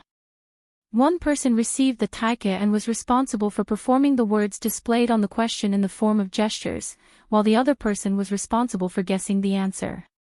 Within 60 seconds, Gu Xingze and Yun Shishir obtained the highest score in the competition. Lu Fei smiled and praised from the side, Xingze and Shishir have a great tacit understanding. They got 8 out of 10 questions right. I couldn't even guess a few questions, but Shishir guessed them right away. Their tacit understanding is enviable. The director gestured off stage and the audience immediately cheered to add to the atmosphere. Yun Shishir looked at Gu Xingze shyly and smiled shyly. She thought to herself, it's because I memorized the answers before going on stage. In the beginning, when she watched the program, she felt that most of the games in the program were quite interesting and there were often funny segments. In the end, they were all scripted. From the big questions to the management of every expression, there was a script. Chapter 983. Oh. A gossipy look appeared on Lu Fei's face. What about the kissing scene? Is it done in one take, too? Li Zhuxian immediately stepped forward to play along. They often NG their kissing scenes. The audience below the stage screamed and cheered again. Lu Fei pretended to be surprised and covered his mouth. His eyes darted around before he looked at Gu Xingze with a teasing look and asked with a smile, "Xingze, you didn't do it on purpose, did you?" Another host, Xiao Kan, chimed in, "If it were me, I'd definitely NG on purpose." Ha ha ha. Adultery, adultery. The hosts looked at each other. It was obvious that there was a hidden meaning in their words. The production team had already prepared the script beforehand and intended to use the scandal between Gu Xingze and Yun Shishir as a hype point for the show. Right at this moment, Lu Jingtian suddenly spoke from the side. Actually, in the kissing scenes between Xingze and Shishir, Xingze is in the right state most of the time, but Shishir has a lot of NGs. As soon as she said this, everyone was stunned. Gu Xingze frowned slightly, but when the camera turned to him, he quickly regained his smile and looked at Lu Jingtian with a hint of warning. Lu Jingtian's words were not part of the script. There was no such thing in the script. However, by saying this, she was deliberately trying to embarrass Yun Shishir. From the start, the production team intended to create a couple between Gu Xingze and Yun Shishir. The script was also for Gu Xingze to seduce Yun Shishir. Lu Jingtian's words implied that Yun Shishir had deliberately NG'd during the kissing scene and that she was deliberately trying to defame her. If this sentence was not connected well, one could imagine what kind of news the media would create the next day. Yun Shishir deliberately NG'd, shamelessly, was suspected of seducing Gu Xingze. In this way, Yun Shishir's status would be lowered. Generally speaking, when it came to creating hype for a couple, the female celebrities were usually more reserved. Lu Fei broke out in a cold sweat, but his quick reflexes allowed him to quickly answer her question. Shishir purposely made NGs during filming. Oh. You're really something. Everyone turned to look at Yun Shishir to see her reaction to this. Below the stage, Mushi was worried for her. Yun Shishir quickly reacted. She pursed her lips and said shyly, "Because filming with Xingze is too stressful." Pressure. Yes. It's because he's too handsome. When he stands in front of me, it feels a little surreal. That's why I sometimes get distracted. Yun Shishir covered her mouth and looked a little nervous. Besides, Xingze is more handsome in real life than on TV. When he stands in front of me, he has a very special aura. I'm afraid that I won't be able to act well, but the more I think about it, the more pressure I feel. She tactfully took over the topic. Only then did Mu Shi heave a sigh of relief. Standing at the side, Qin Zhou's expression softened a little as his eyes revealed his approval. Lu Fei also said, "The Green Apple is Shishir's debut film." In this movie, Shishir contributed her first on-screen kiss.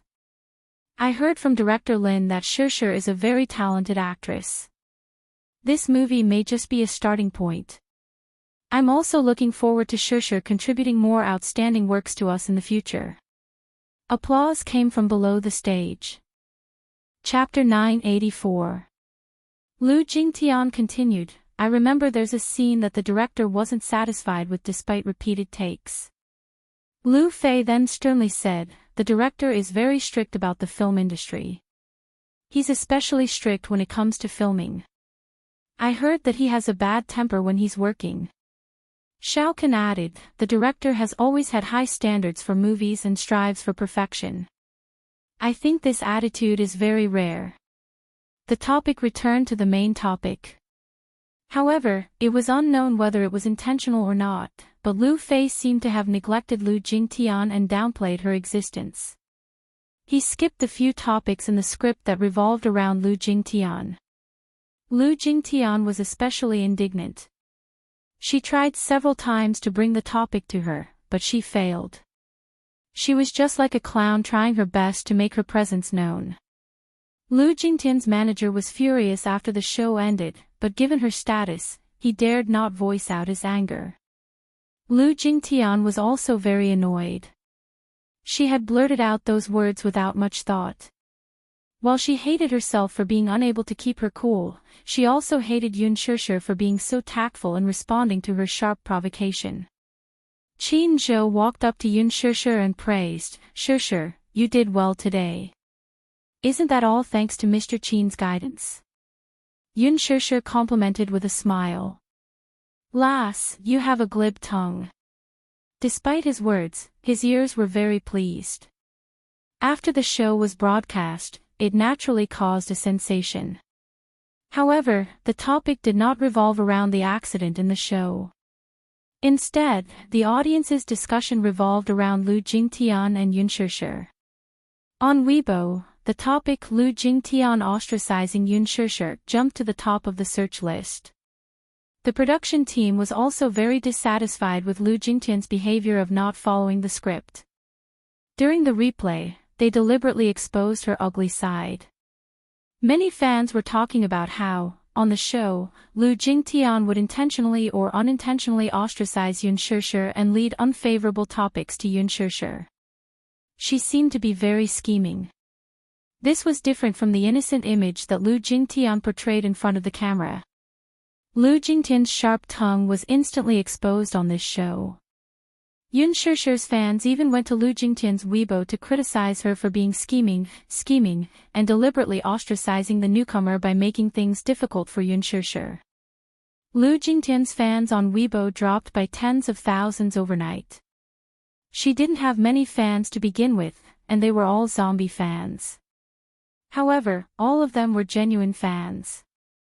Lu Jingtian was livid. She originally wanted to embarrass Yun Shishir on the show, but she did not expect to suffer a double loss. In fact, she was so jealous because her team wanted to be a couple with Gu Xingze.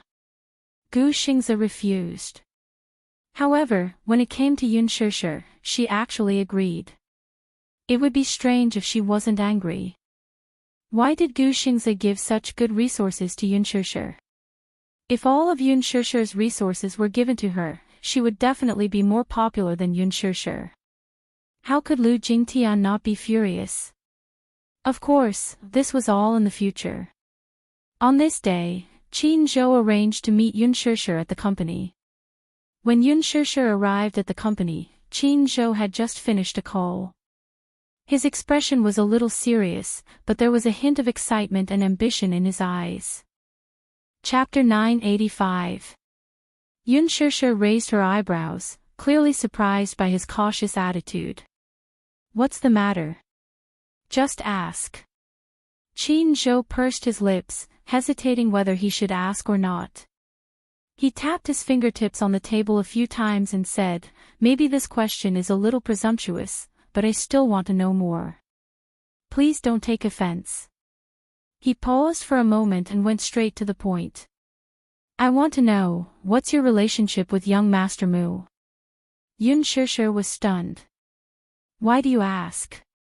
"Because I feel that young Master Mu treats you differently," Qin Zhou said honestly as he fiddled with the thumb ring on his finger. He was indeed different. At least in Qin Zhou's impression, Mu Yazhe was a heartless man. Why did he have such an impression? Back when Huanyu was acquired by Dixing, in order to curry favor with this rich and powerful boss and to obtain more golden resources for their artistes, many top managers had secretly sent him a list of artistes and organized it into a roster. It was a common thing to give away women in the vanity market. Whenever Mu Yazhe personally picked someone, it meant that she would have more opportunities to rise up the ranks. However, it was said that after Mu Yazhe saw the list, he threw it aside and no longer asked about it. He had never had a woman by his side. He was a typical example of walking through a field of flowers, but not a single leaf touched him. He was clearly in charge of a huge entertainment empire, but he had never had the slightest intimate relationship with any woman in the circle. Yun Shishir was the first and only one. He had also asked around about Yun Shishir's position in Mu Yaja's heart. However, no one in the company knew. They only knew that Yun Shishir seemed to be a little special. They could not explain why she was special. Yun Shishir pondered for a moment. She did not know why Qin Zhou asked that. However, since he asked, she answered honestly, lovers. Qin Zhou narrowed his eyes. I heard that you have a child. How did you know? Yun Shishir was slightly surprised. How am I going to survive if I can't even find out the background of the artists under me? Qin Zhou was a little dissatisfied with her belittling. He knocked on the table and asked, Is this child young Master Mu's? Yun Shishir gritted her teeth and said, Yes. I heard that a mysterious girl gave birth to a child for the Mu family 7 years ago. The youngest son of the Mu family, Mu Yichen, is not the child of Mu Wanru and Mu Yaja. He is a surrogate. After Qin Zhou finished speaking, he paused for a moment and looked at her meaningfully. Yun Shishir looked a little embarrassed, but she couldn't help but sigh in her heart.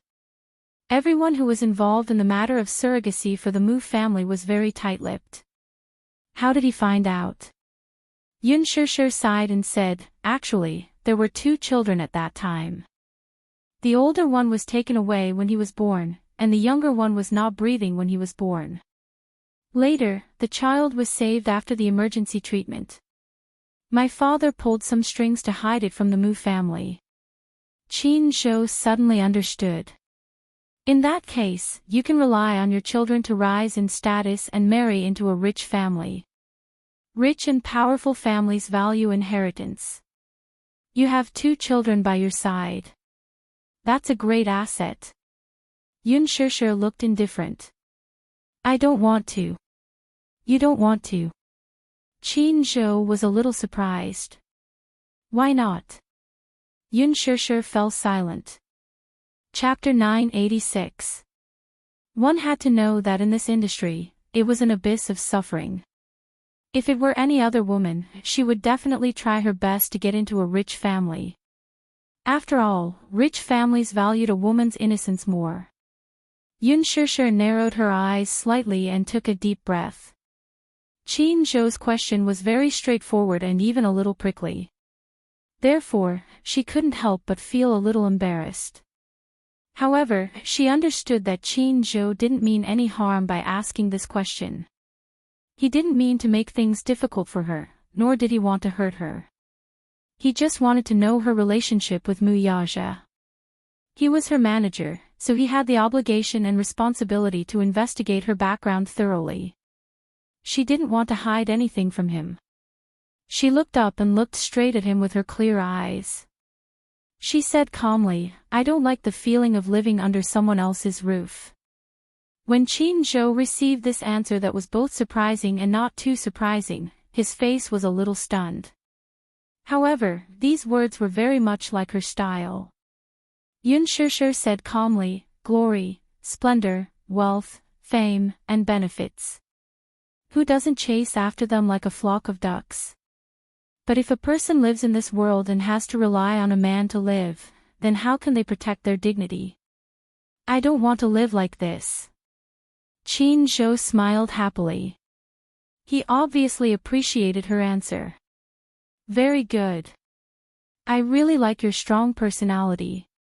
He suddenly leaned forward slightly, his eyes like torches.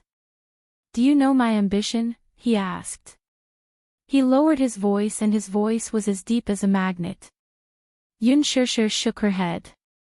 With a smile, he leaned back in his chair and said unhurriedly, in these 10 years, I've conquered half of Gu Xing's empire. But I want to use my ambition on you. Are you willing to cooperate with me? Of course I am. Before this, I want you to be clear. I don't care if the entertainment industry is a tiger's den or a big dive vat.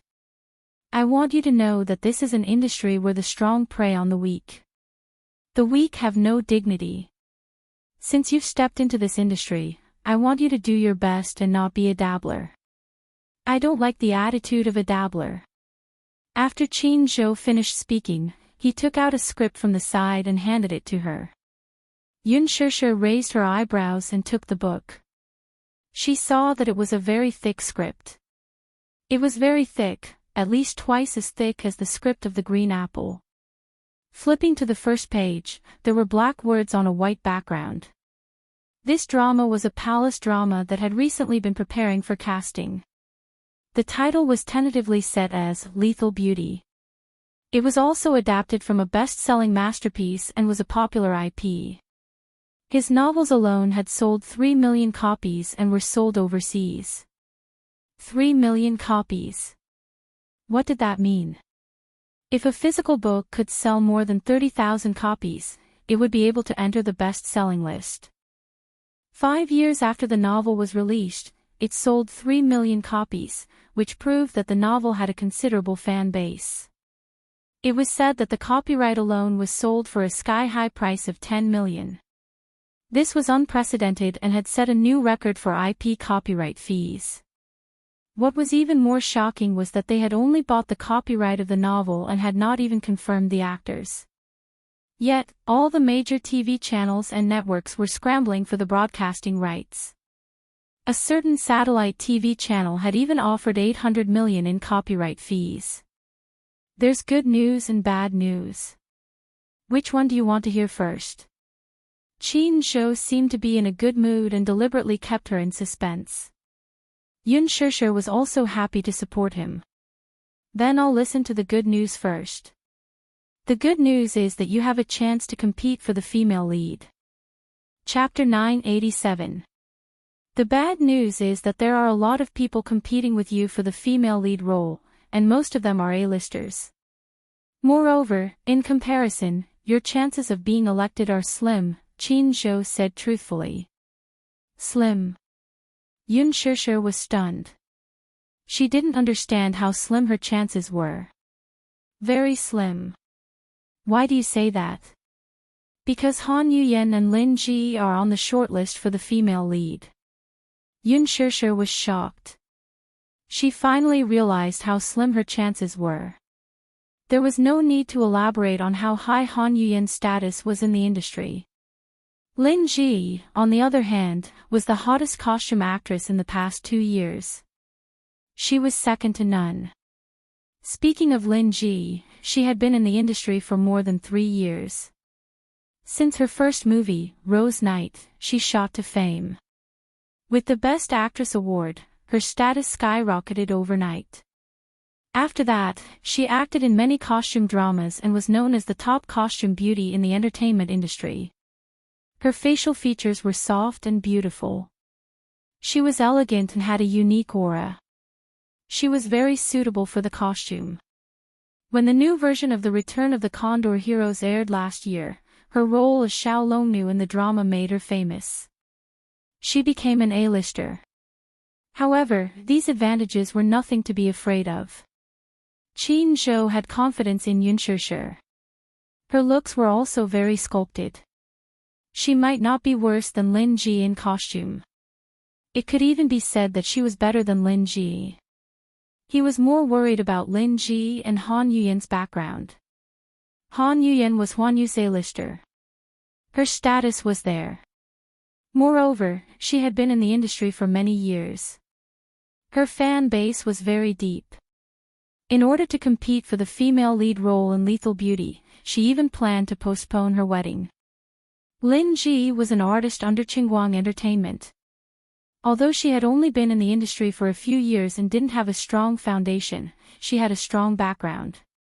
However, Han Yuyen's background was more powerful than Lin Ji's. The problem was that the copyright of Lethal Beauty was bought by Qingguang Entertainment first. Since Qingguang Entertainment had spent a lot of money to buy the copyright, they naturally wanted to promote their artists. Qingguang's veteran artiste was Meng Lan. However, ever since Meng Lan married into a rich family, she had been in a semi-retired state. Very quickly, she fell from the top artiste altar.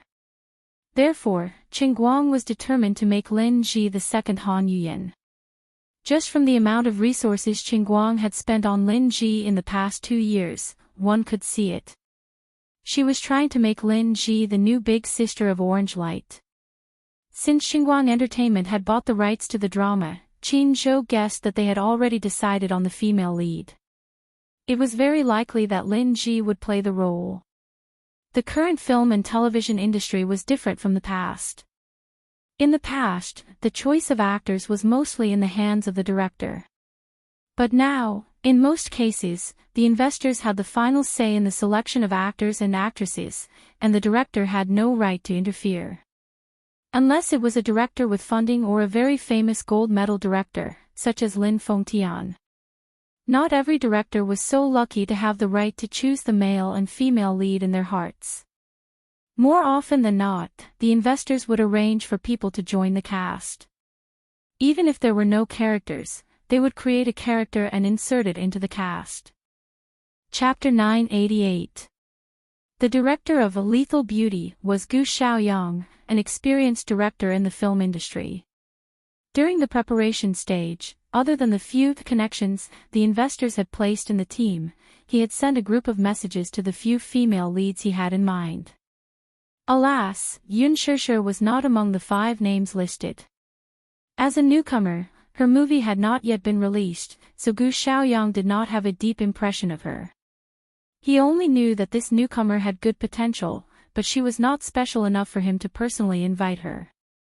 Among the 5, Lin Ji was one, and Han Yuyan was the other. Out of the 5 female stars, 4 of them were under Huanyu. As an entertainment empire, Huanyu had many big names under its banner, and the flowers were flourishing and blooming. 3 of the 4 top female stars in the film industry were from Huanyu, which showed Huanyu's influence. Inviting Huanyu's artists to be the female lead candidate was tacitly approved by Xinguang Entertainment as the investor. On the surface, it seemed very selfless, but when Ji Lin heard the news, he was furious. Was this a blatant attempt to win fans? First, they used Huanyu's artists to hype up the show. Then, when it came to the final selection, they would choose their own artists. Not only did they hype up the show, but they could also use Huanyu's A-list female stars to hype up their artists. Wasn't this killing 2 birds with 1 stone? Xinguang's method was quite scheming. But so what if they knew it was a blatant attempt to win fans? A show was a good one. Even if the chances were slim, they had to seize every opportunity. When Qin Zhou found out that the show was about to be filmed, he immediately asked Gu Xiaoyang to meet him. He threw him an olive branch and went straight to the point, recommending Yun Shishir. Qin Zhou had a lot of connections in the industry and had a good relationship with Gu Xiaoyang. Because he had spoken, Gu Xiaoyang gave Yun Shishir the opportunity to audition. Even if it was just an audition, the chances were slim, but it was still not easy to come by. As for whether she could be chosen, Qin Zhou did not have much confidence. He even guessed that the show was tailor-made to promote Lin Ji. After listening to his detailed analysis, Yun Shishir was a little disappointed. I think it's more than slim. It's impossible. Lin Ji is an artist from Xinguang. How could Xinguang choose an artist from Huanyu as the female lead? That's a big blow to your morale. Qin Zhou smiled playfully and cast a sidelong glance at her. Shishir, pick up your fighting spirit. The chances are slim, but it's not hopeless. I'm a bit curious. What are you curious about? Yun Shishir asked, since this drama is a popular IP, why didn't Huanyu buy the adaptation rights of this novel? Shishir, some things are not as simple as you think. The benefits involved were very deep. Moreover, one of the reasons why Huanyu didn't get the rights to this drama was because Huanyu's recent focus was on the movie IP. Most of the funds were invested in the movie script. Recently, Huanyu bought a Tomb Raiding IP and is about to start filming. Originally, I wanted to arrange for you to join the cast, but after weighing the pros and cons, I decided to let you audition for Lethal Beauty. Chin Zhou also carefully read the tomb raiding script. This drama was based on the famous tomb raiding novel, Strange Tomb. The theme of tomb raiding was very popular. Chapter 989. Lethal Beauty, on the other hand, was different. The script for Lethal Beauty was more or less completed. It had been changed into a 90-episode-long series. The schedule had also been finalized. It would be aired during the summer prime time. Lethal Beauty's influence was far greater than Creepy Tomb's. Its popularity was definitely not something that Creepy Tomb could compare to. Plus, it had a long exposure time and a wide audience. It was a good opportunity to build popularity with the audience. After Chin Zhou finished his analysis, Yun Shishir was already dumbfounded. She suddenly understood why Chin Zhou was called the #1 golden agent. He deserved it. Just the way he picked the script showed that he had a keen eye for it. Even if it's a waste of effort, we can't miss any opportunity.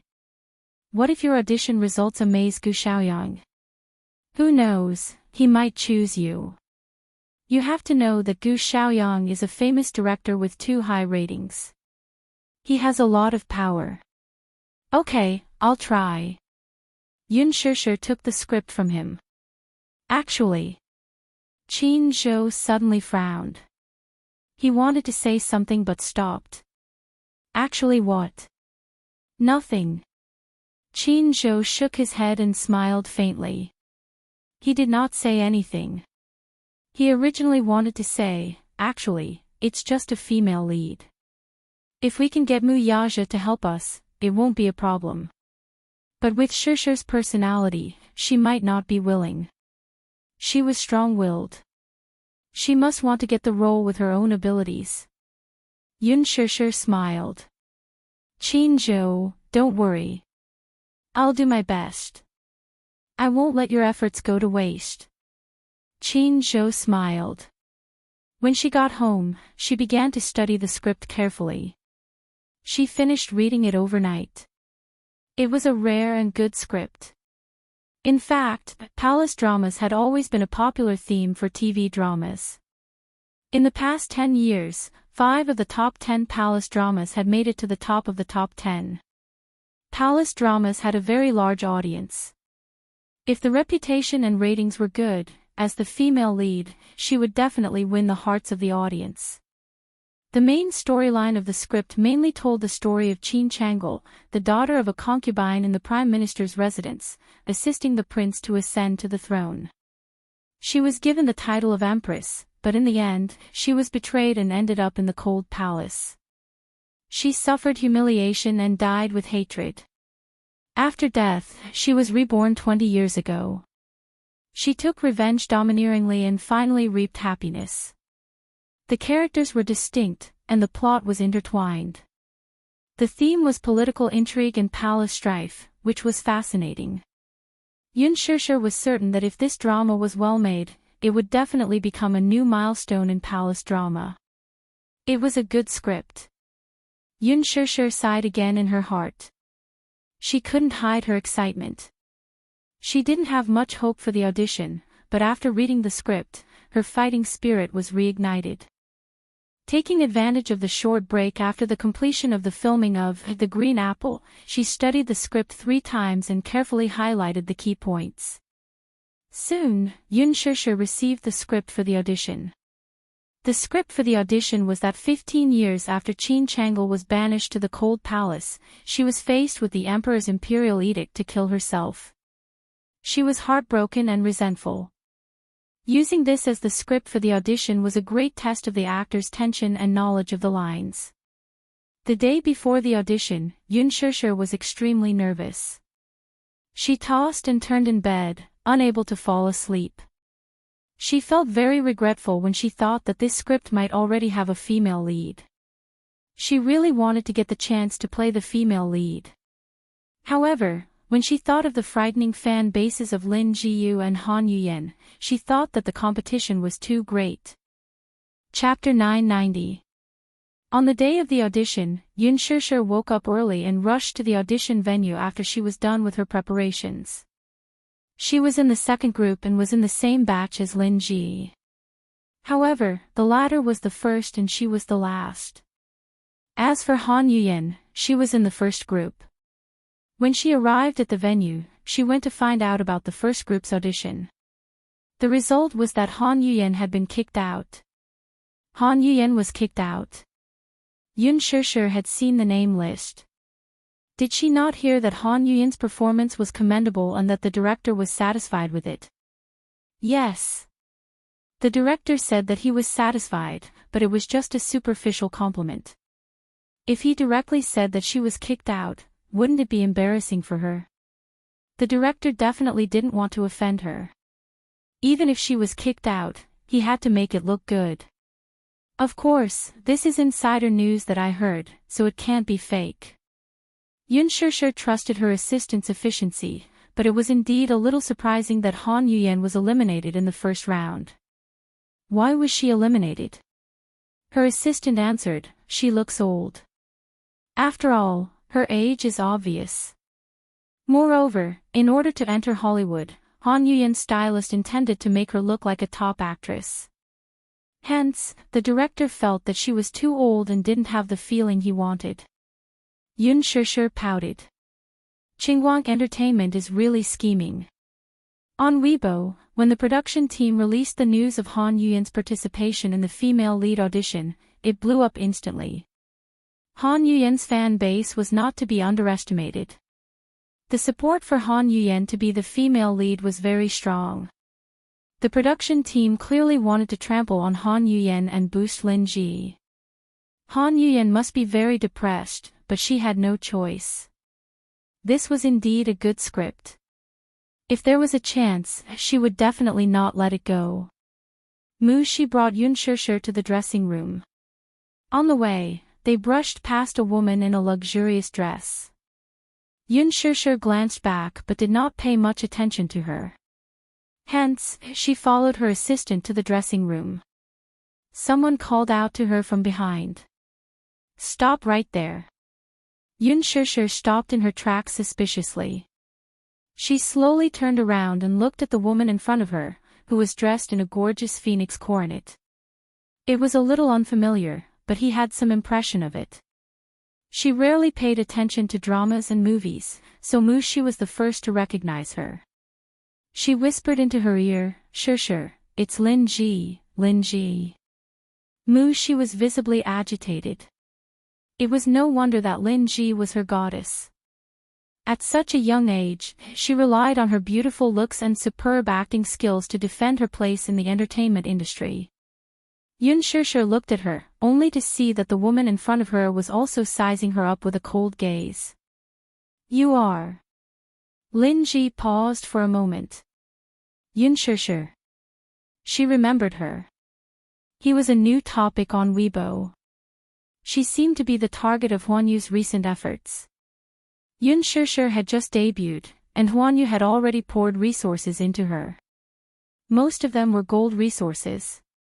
Yun Shishir nodded politely. Hello.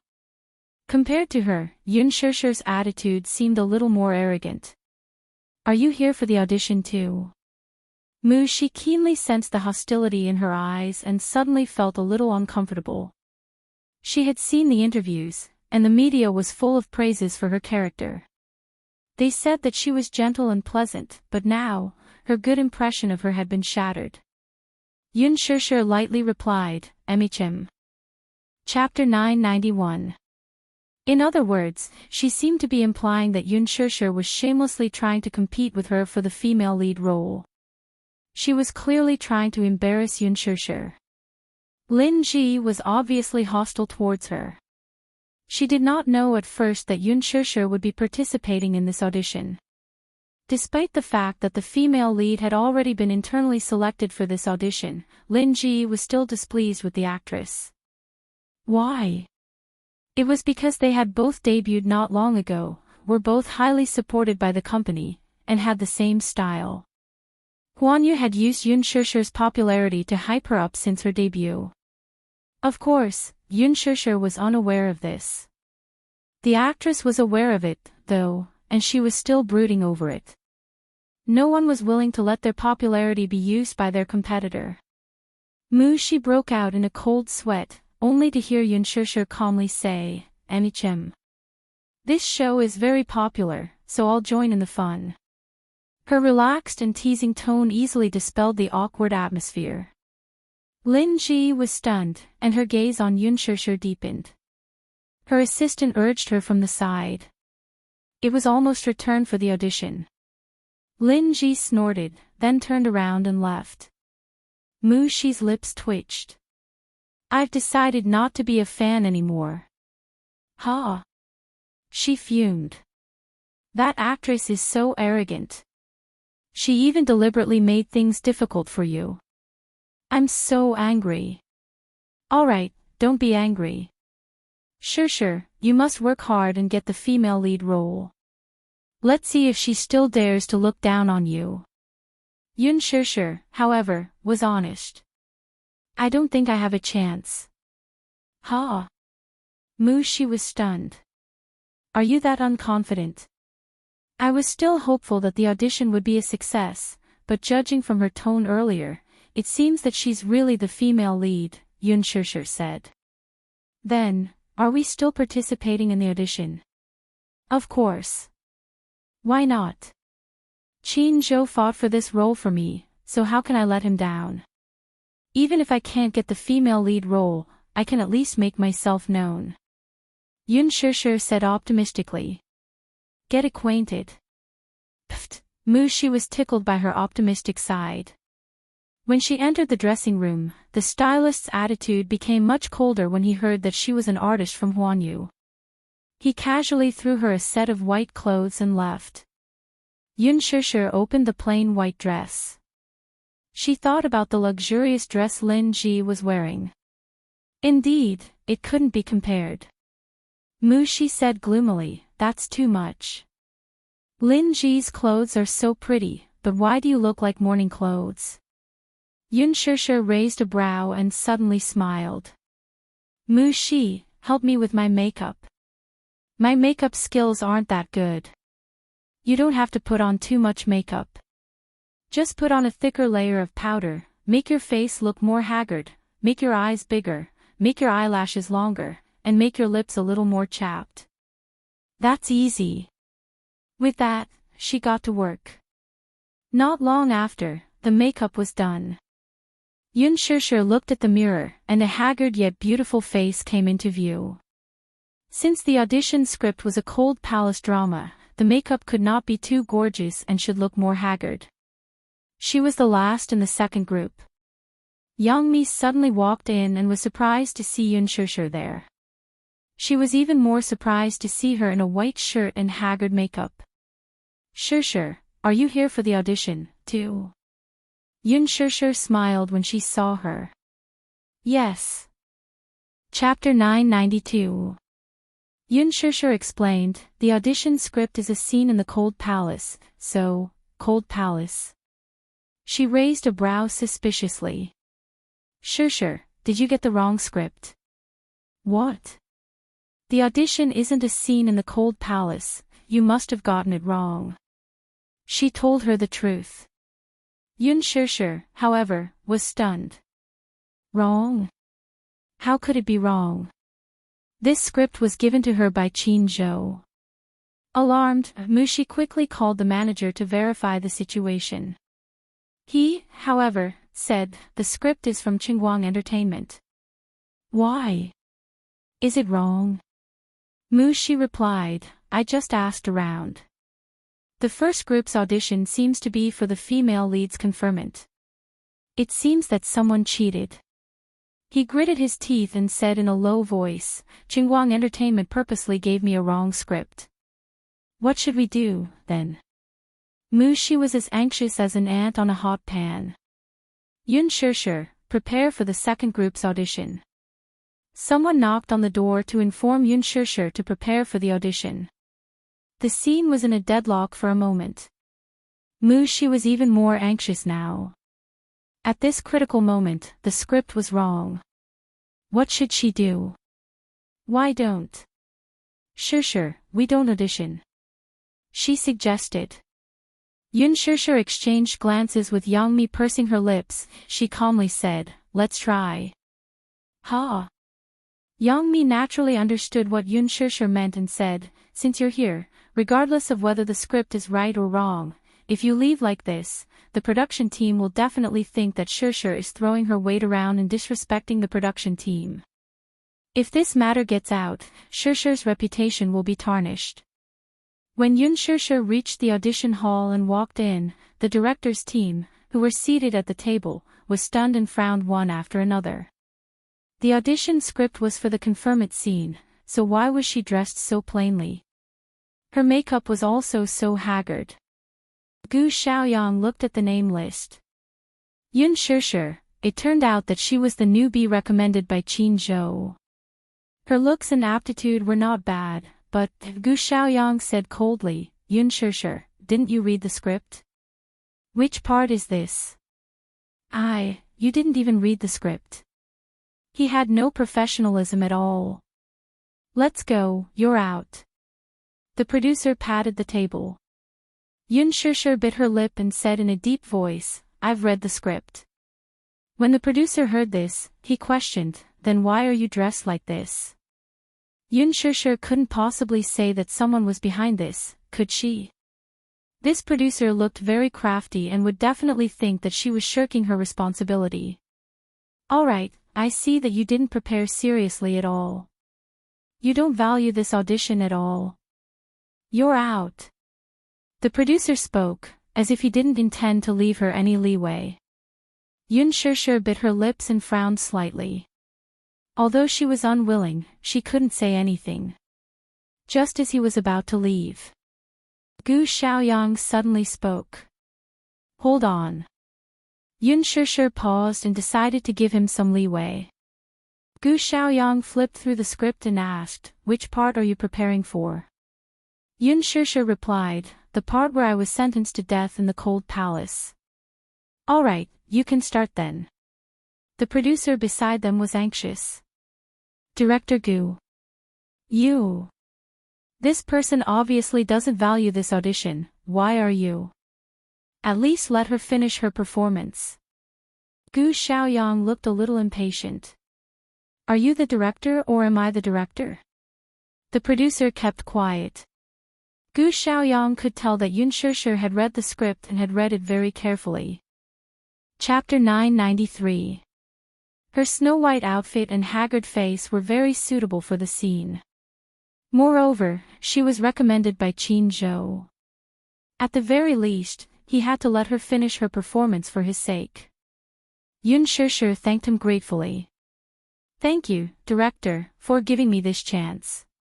Gu Xiaoyang folded his arms and casually said, start your performance. You have 3 minutes. Yunshushu adjusted her emotions and quickly got into character. 10 years. 10 whole years. It's me. I've been by your side, risking my life with you, assisting you wholeheartedly. Finally, you ascended to the throne and obtained this vast empire, but what did I get? What did I get? I gave my all for you without any complaints or regrets, but in return, I was imprisoned for 10 years. Now, you actually want to kill me. Nailan Yi, you're so heartless. Yunshushu's eyes were ashen, but deep within them, there was a sinister hatred. The dramatic expression on her face was full of tension. Gu Xiaoyang crossed his arms in front of his chest and watched in silence. His expression was profound, and no one could tell if he was happy, angry, or sad. When Yunshushu left the audition hall, Mu Shi, who had been waiting outside, immediately went up to her. How was it? Did you pass? Yunshushu looked at her calmly. No. You're eliminated directly. This result was too surprising. She was 100% confident in Shushu's acting skills. Mu Shi widened her eyes in shock. How did you get eliminated directly? Even if there was a mistake in the audition script, with your acting skills, it's impossible for you to be eliminated in the first round. Did the director say anything? The director didn't say anything, Yoon Shusher replied. It was the producer who announced the result directly. Sigh. I should have known that the producer and investor are in cahoots. It's clear that Chingguang has already decided on Lin Ji as the female lead. She scratched her head gloomily. Yoon Shusher said, so, it's not surprising that I'm eliminated. After removing her makeup, Yoon Shusher and her assistant left. In the car, Yoon Shusher received a call from Chin Zhou. Shusher, I heard from Director Gu that you were eliminated. Yes. Yoon Shusher's expression was very calm. After all, she had expected this, and it was not unexpected. Don't be sad, Director Gu just called and praised you. He said that your acting skills are very good, but he revealed that this audition is just a gimmick, and that they have already decided on the female lead. Yoon Shusher said, it's Lin Ji, right? You know. Yes. Therefore, I am not surprised by this result. Chin Zhou continued, Director Gu said that if you're willing, he can use his authority to cast you as the second female lead. What do you think? Will you consider it? Second female lead. In the script, the second female lead was the female lead's elder sister, Qin Xianhui. She was the #1 beauty in Western Liang and the daughter of the Prime Minister. She had a vicious heart and was extremely shrewd. On the surface, she looked gentle and generous, but in reality, she was an extremely vicious woman. In her past life, she was the mastermind behind Qin Changle's death. After Qin Changle's rebirth, Qin Xianhui continued to plot against her. In the end, she suffered the consequences of her own actions. It was a role that tested one's acting skills but did not please the audience. Still, it was a very important role. Qin Xianhui's role was entirely to support Qin Changle's character. Yoon Shusher frowned but did not say anything. Chapter 994. What is it? Qin Zhou calmly read a name over the phone. Mu Yaja. Yoon Shusher could not help but clench her fists. She really liked the script of Lethal Beauty. However, the entertainment industry was like this. It was not about ability. More importantly, it was about background, means, and backing. This role should be a piece of cake for Mu Yaja, right? However, Yoon Shusher could not help but feel hesitant. She did not really want to use Mu Yaja to get this role. The headquarters of Dishing Financial Group was located in the most luxurious area of Beijing's economic and trade center. The 99-story commercial building gave people a sense of majesty. Standing on the top floor of such a majestic building, one would feel as if they were looking down on the world. Of course, she did not know how terrifying Mu Yaja's net worth was. It was said that the entire Mu Group was equivalent to the country's commercial lifeline and the most important financial core in Asia. If the Mu Group made any moves, the entire financial world would be shaken. The Mu Group monopolized the country and was extremely powerful. Both the legal and illegal sides of the world occupied the vast territory. Mu Yaja held the power of life and death in the Mu Group. In the future, he would definitely become the owner of this highly anticipated business empire. In the luxurious office, Mu Yaja held the phone and leaned elegantly against the back of the chair. One of his hands was tapping on the table absent-mindedly. His long and narrow eyes were half closed. A deep and powerful voice came from the other end of the phone. It sounded a little angry. Yesterday, old Master Song called me and said that as an elder, you did not know what you were doing. He actually made his granddaughter suffer because of an actress of unknown origin. I don't care who that woman is. The Song family is the most important chess piece in your journey to becoming the head of the family. If you have the Song family's help, your position as the head of the Mu family will be even more secure. Mu Yaja's eyes were tinged with a trace of coldness, but his mellow voice was as cold as ice. Second uncle, don't interfere in this matter. I know what I'm doing. On the other end of the phone, the man's voice suddenly became gloomy. It's not that second uncle didn't tell you, but now that the Mu family is in trouble, you can't take any risks. You know, you're just the heir now, you haven't grasped the real power of the Mu Jia. I've always thought that you're smart and would never make a mistake. But don't you think you've handled this matter inappropriately? Of course, the Song family's old man may be exaggerating, but given Song Enya's status, I don't believe that he would be bewitched by a woman and offend the Song family. Mu Yaja lifted his sexy lips, his voice cold and full of sarcasm. Since when did I, Mu Yaja, need to rely on the Song family to strengthen my position? Since I can sit in this position, I can continue to sit in it steadily. The man suddenly fell silent and did not make a sound. Mu Yaja chuckled. Second uncle, your and Grandpa's era is over. It's my era now. The man sighed and said indignantly, it's up to you. Don't disappoint second uncle, though, second uncle still believes in your ability. Handle this matter well. I know what I'm doing. Chapter 995. Even the faint breathing and whispering outside the door could be easily heard. He raised his eyes and looked at the door, saying coldly, come in. As his voice fell, the person outside the door seemed to hesitate for a long time. After hesitating for a long time, he pushed the door open. Yun Shishir strode in. The moment she stepped into the office, she could feel the strange heavy atmosphere. This office was shockingly huge. It was more than 100 square meters. The decoration was simple yet luxurious, but standing in it, one could easily feel an invisible pressure. Even their breathing could not help but be suppressed. Yun Shishir looked at the man sitting at the desk. At this moment, he was elegantly supporting his chin with one hand as he stared straight at her. His eyes were no longer as gentle as they were in the morning. They were so deep and dark that one would not dare to look directly at them. His expression was as cold as ice. His icy gaze swept past Yun Shishir and Mu Shi, who were standing at the door. A strong aura swept over them. Mu Shi was intimidated by his gaze and broke out in a cold sweat. The emperor-like aura emanating from him made her feel timid. She could not help but hide behind Yun Shishir. Chairman Mu. Mu Shi had just opened her mouth when she saw his pair of eyes as dark and gloomy as a black fog. They were very deep, very dark, and cold. She could not help but lower her head in shock, not daring to speak.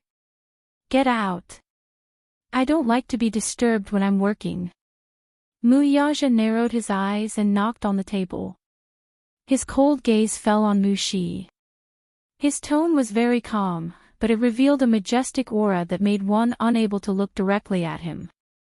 Just a few words made Mu Shi break out in a cold sweat. Yun Shishir said to her, you can leave now. Mu Shi left the office. Mu Yaja's expression eased a little. Why are you here? Mu Yaja swept a glance at Yun Shishir. However, at this moment, he was clearly not in a good mood as his face was gloomy.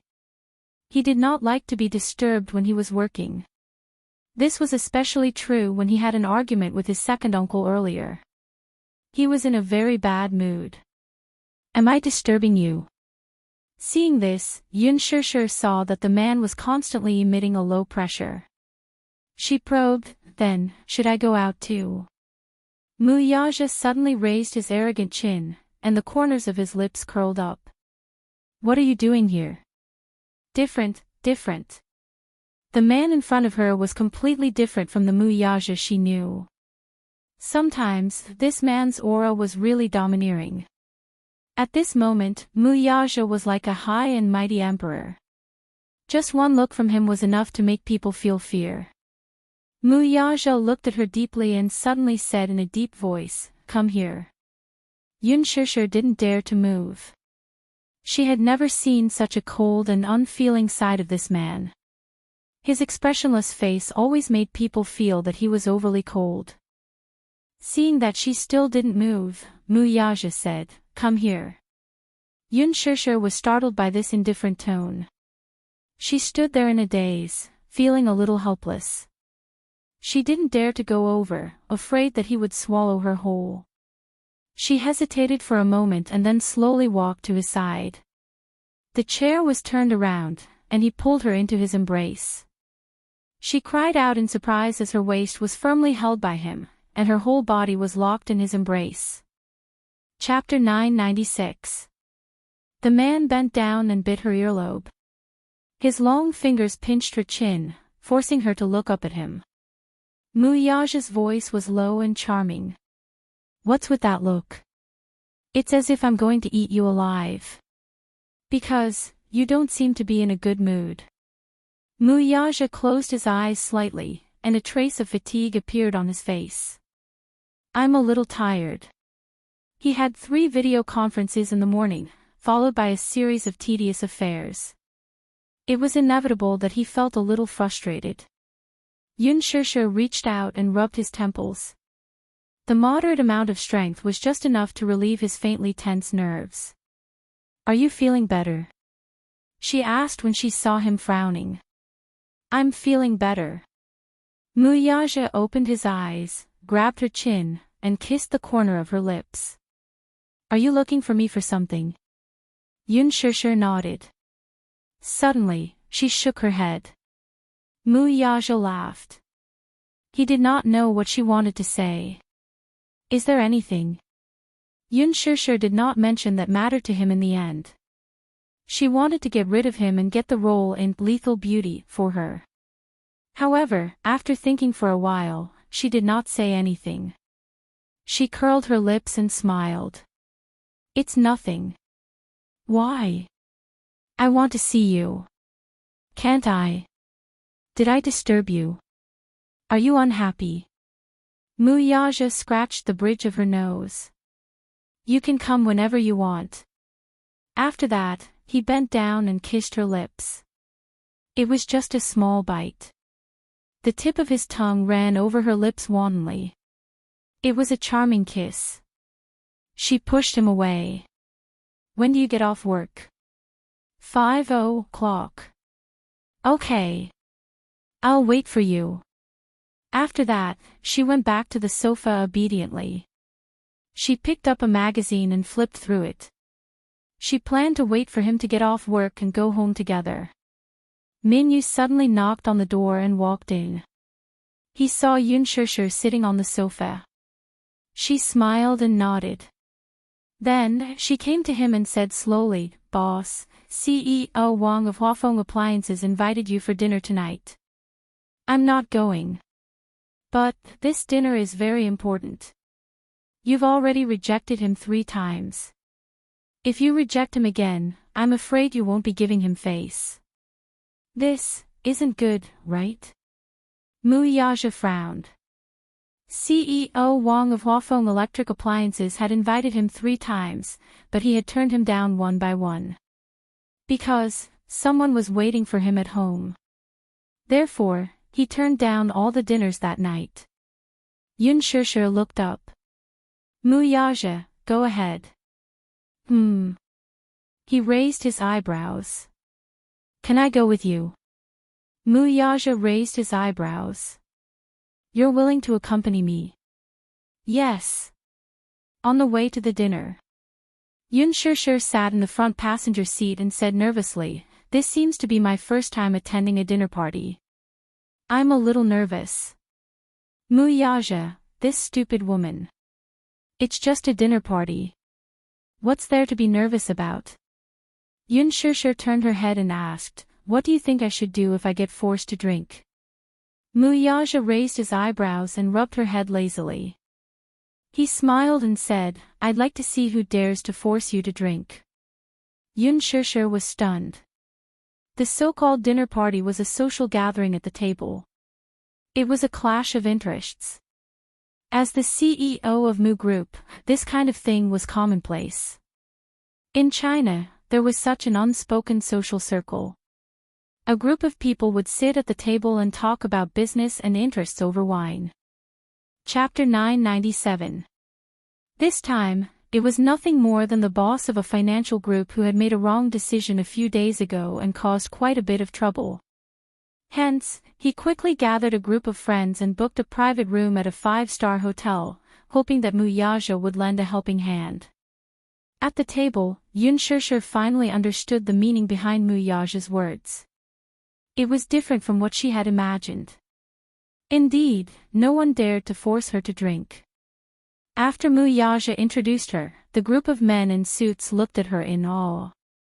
Even if she was drinking fruit juice, those men still toasted her by the glass and downed it in one gulp without any hesitation. Their actions were so nimble that it was like moving clouds and flowing water. Their gazes towards her were also filled with fear and trepidation. Alright, was she that scary? Or rather, was the big boss sitting beside her that scary? How would those people dare to force Yunshishir to drink? They couldn't wait to compliment her. They had a favor to ask of Muyaja, so if they were careless and made him unhappy, their company would be completely destroyed with just one word from him. Even if they were all sprawled on the table and carried back, they wouldn't be able to force Yunshishir to drink. After the dinner, someone enthusiastically suggested that Muyaja and Yunshishir be invited to the most luxurious KTV in Beijing, Las Vegas, for a karaoke session. Yunshishir's heart skipped a beat. Las Vegas. It was said that it was the most expensive entertainment club in Beijing. The smallest private room inside had 2 floors and was especially luxurious. Out of curiosity, she wanted to go and see what the most luxurious entertainment club in Beijing was like. Hence, she gave Muyaja a very cute, expectant, and yearning look. Her sparkling eyes were like a little puppy trying to please him. Muyaja's eyes twitched fiercely. The thought of going to the KTV to listen to those old men wailing like ghosts and howling like wolves, those strange lights, those deafening sound effects, and those fawning faces gave him a terrible headache. However, she seemed to want to go. Muyaja said, "It can't be too late." Everyone cheered, but when they saw the boss's icy gaze, they immediately shut their mouths. Muyaja and Yunshishir were escorted to Las Vegas by a group of people, as if they were the stars surrounding the moon. Upon hearing that the CEO of Dishing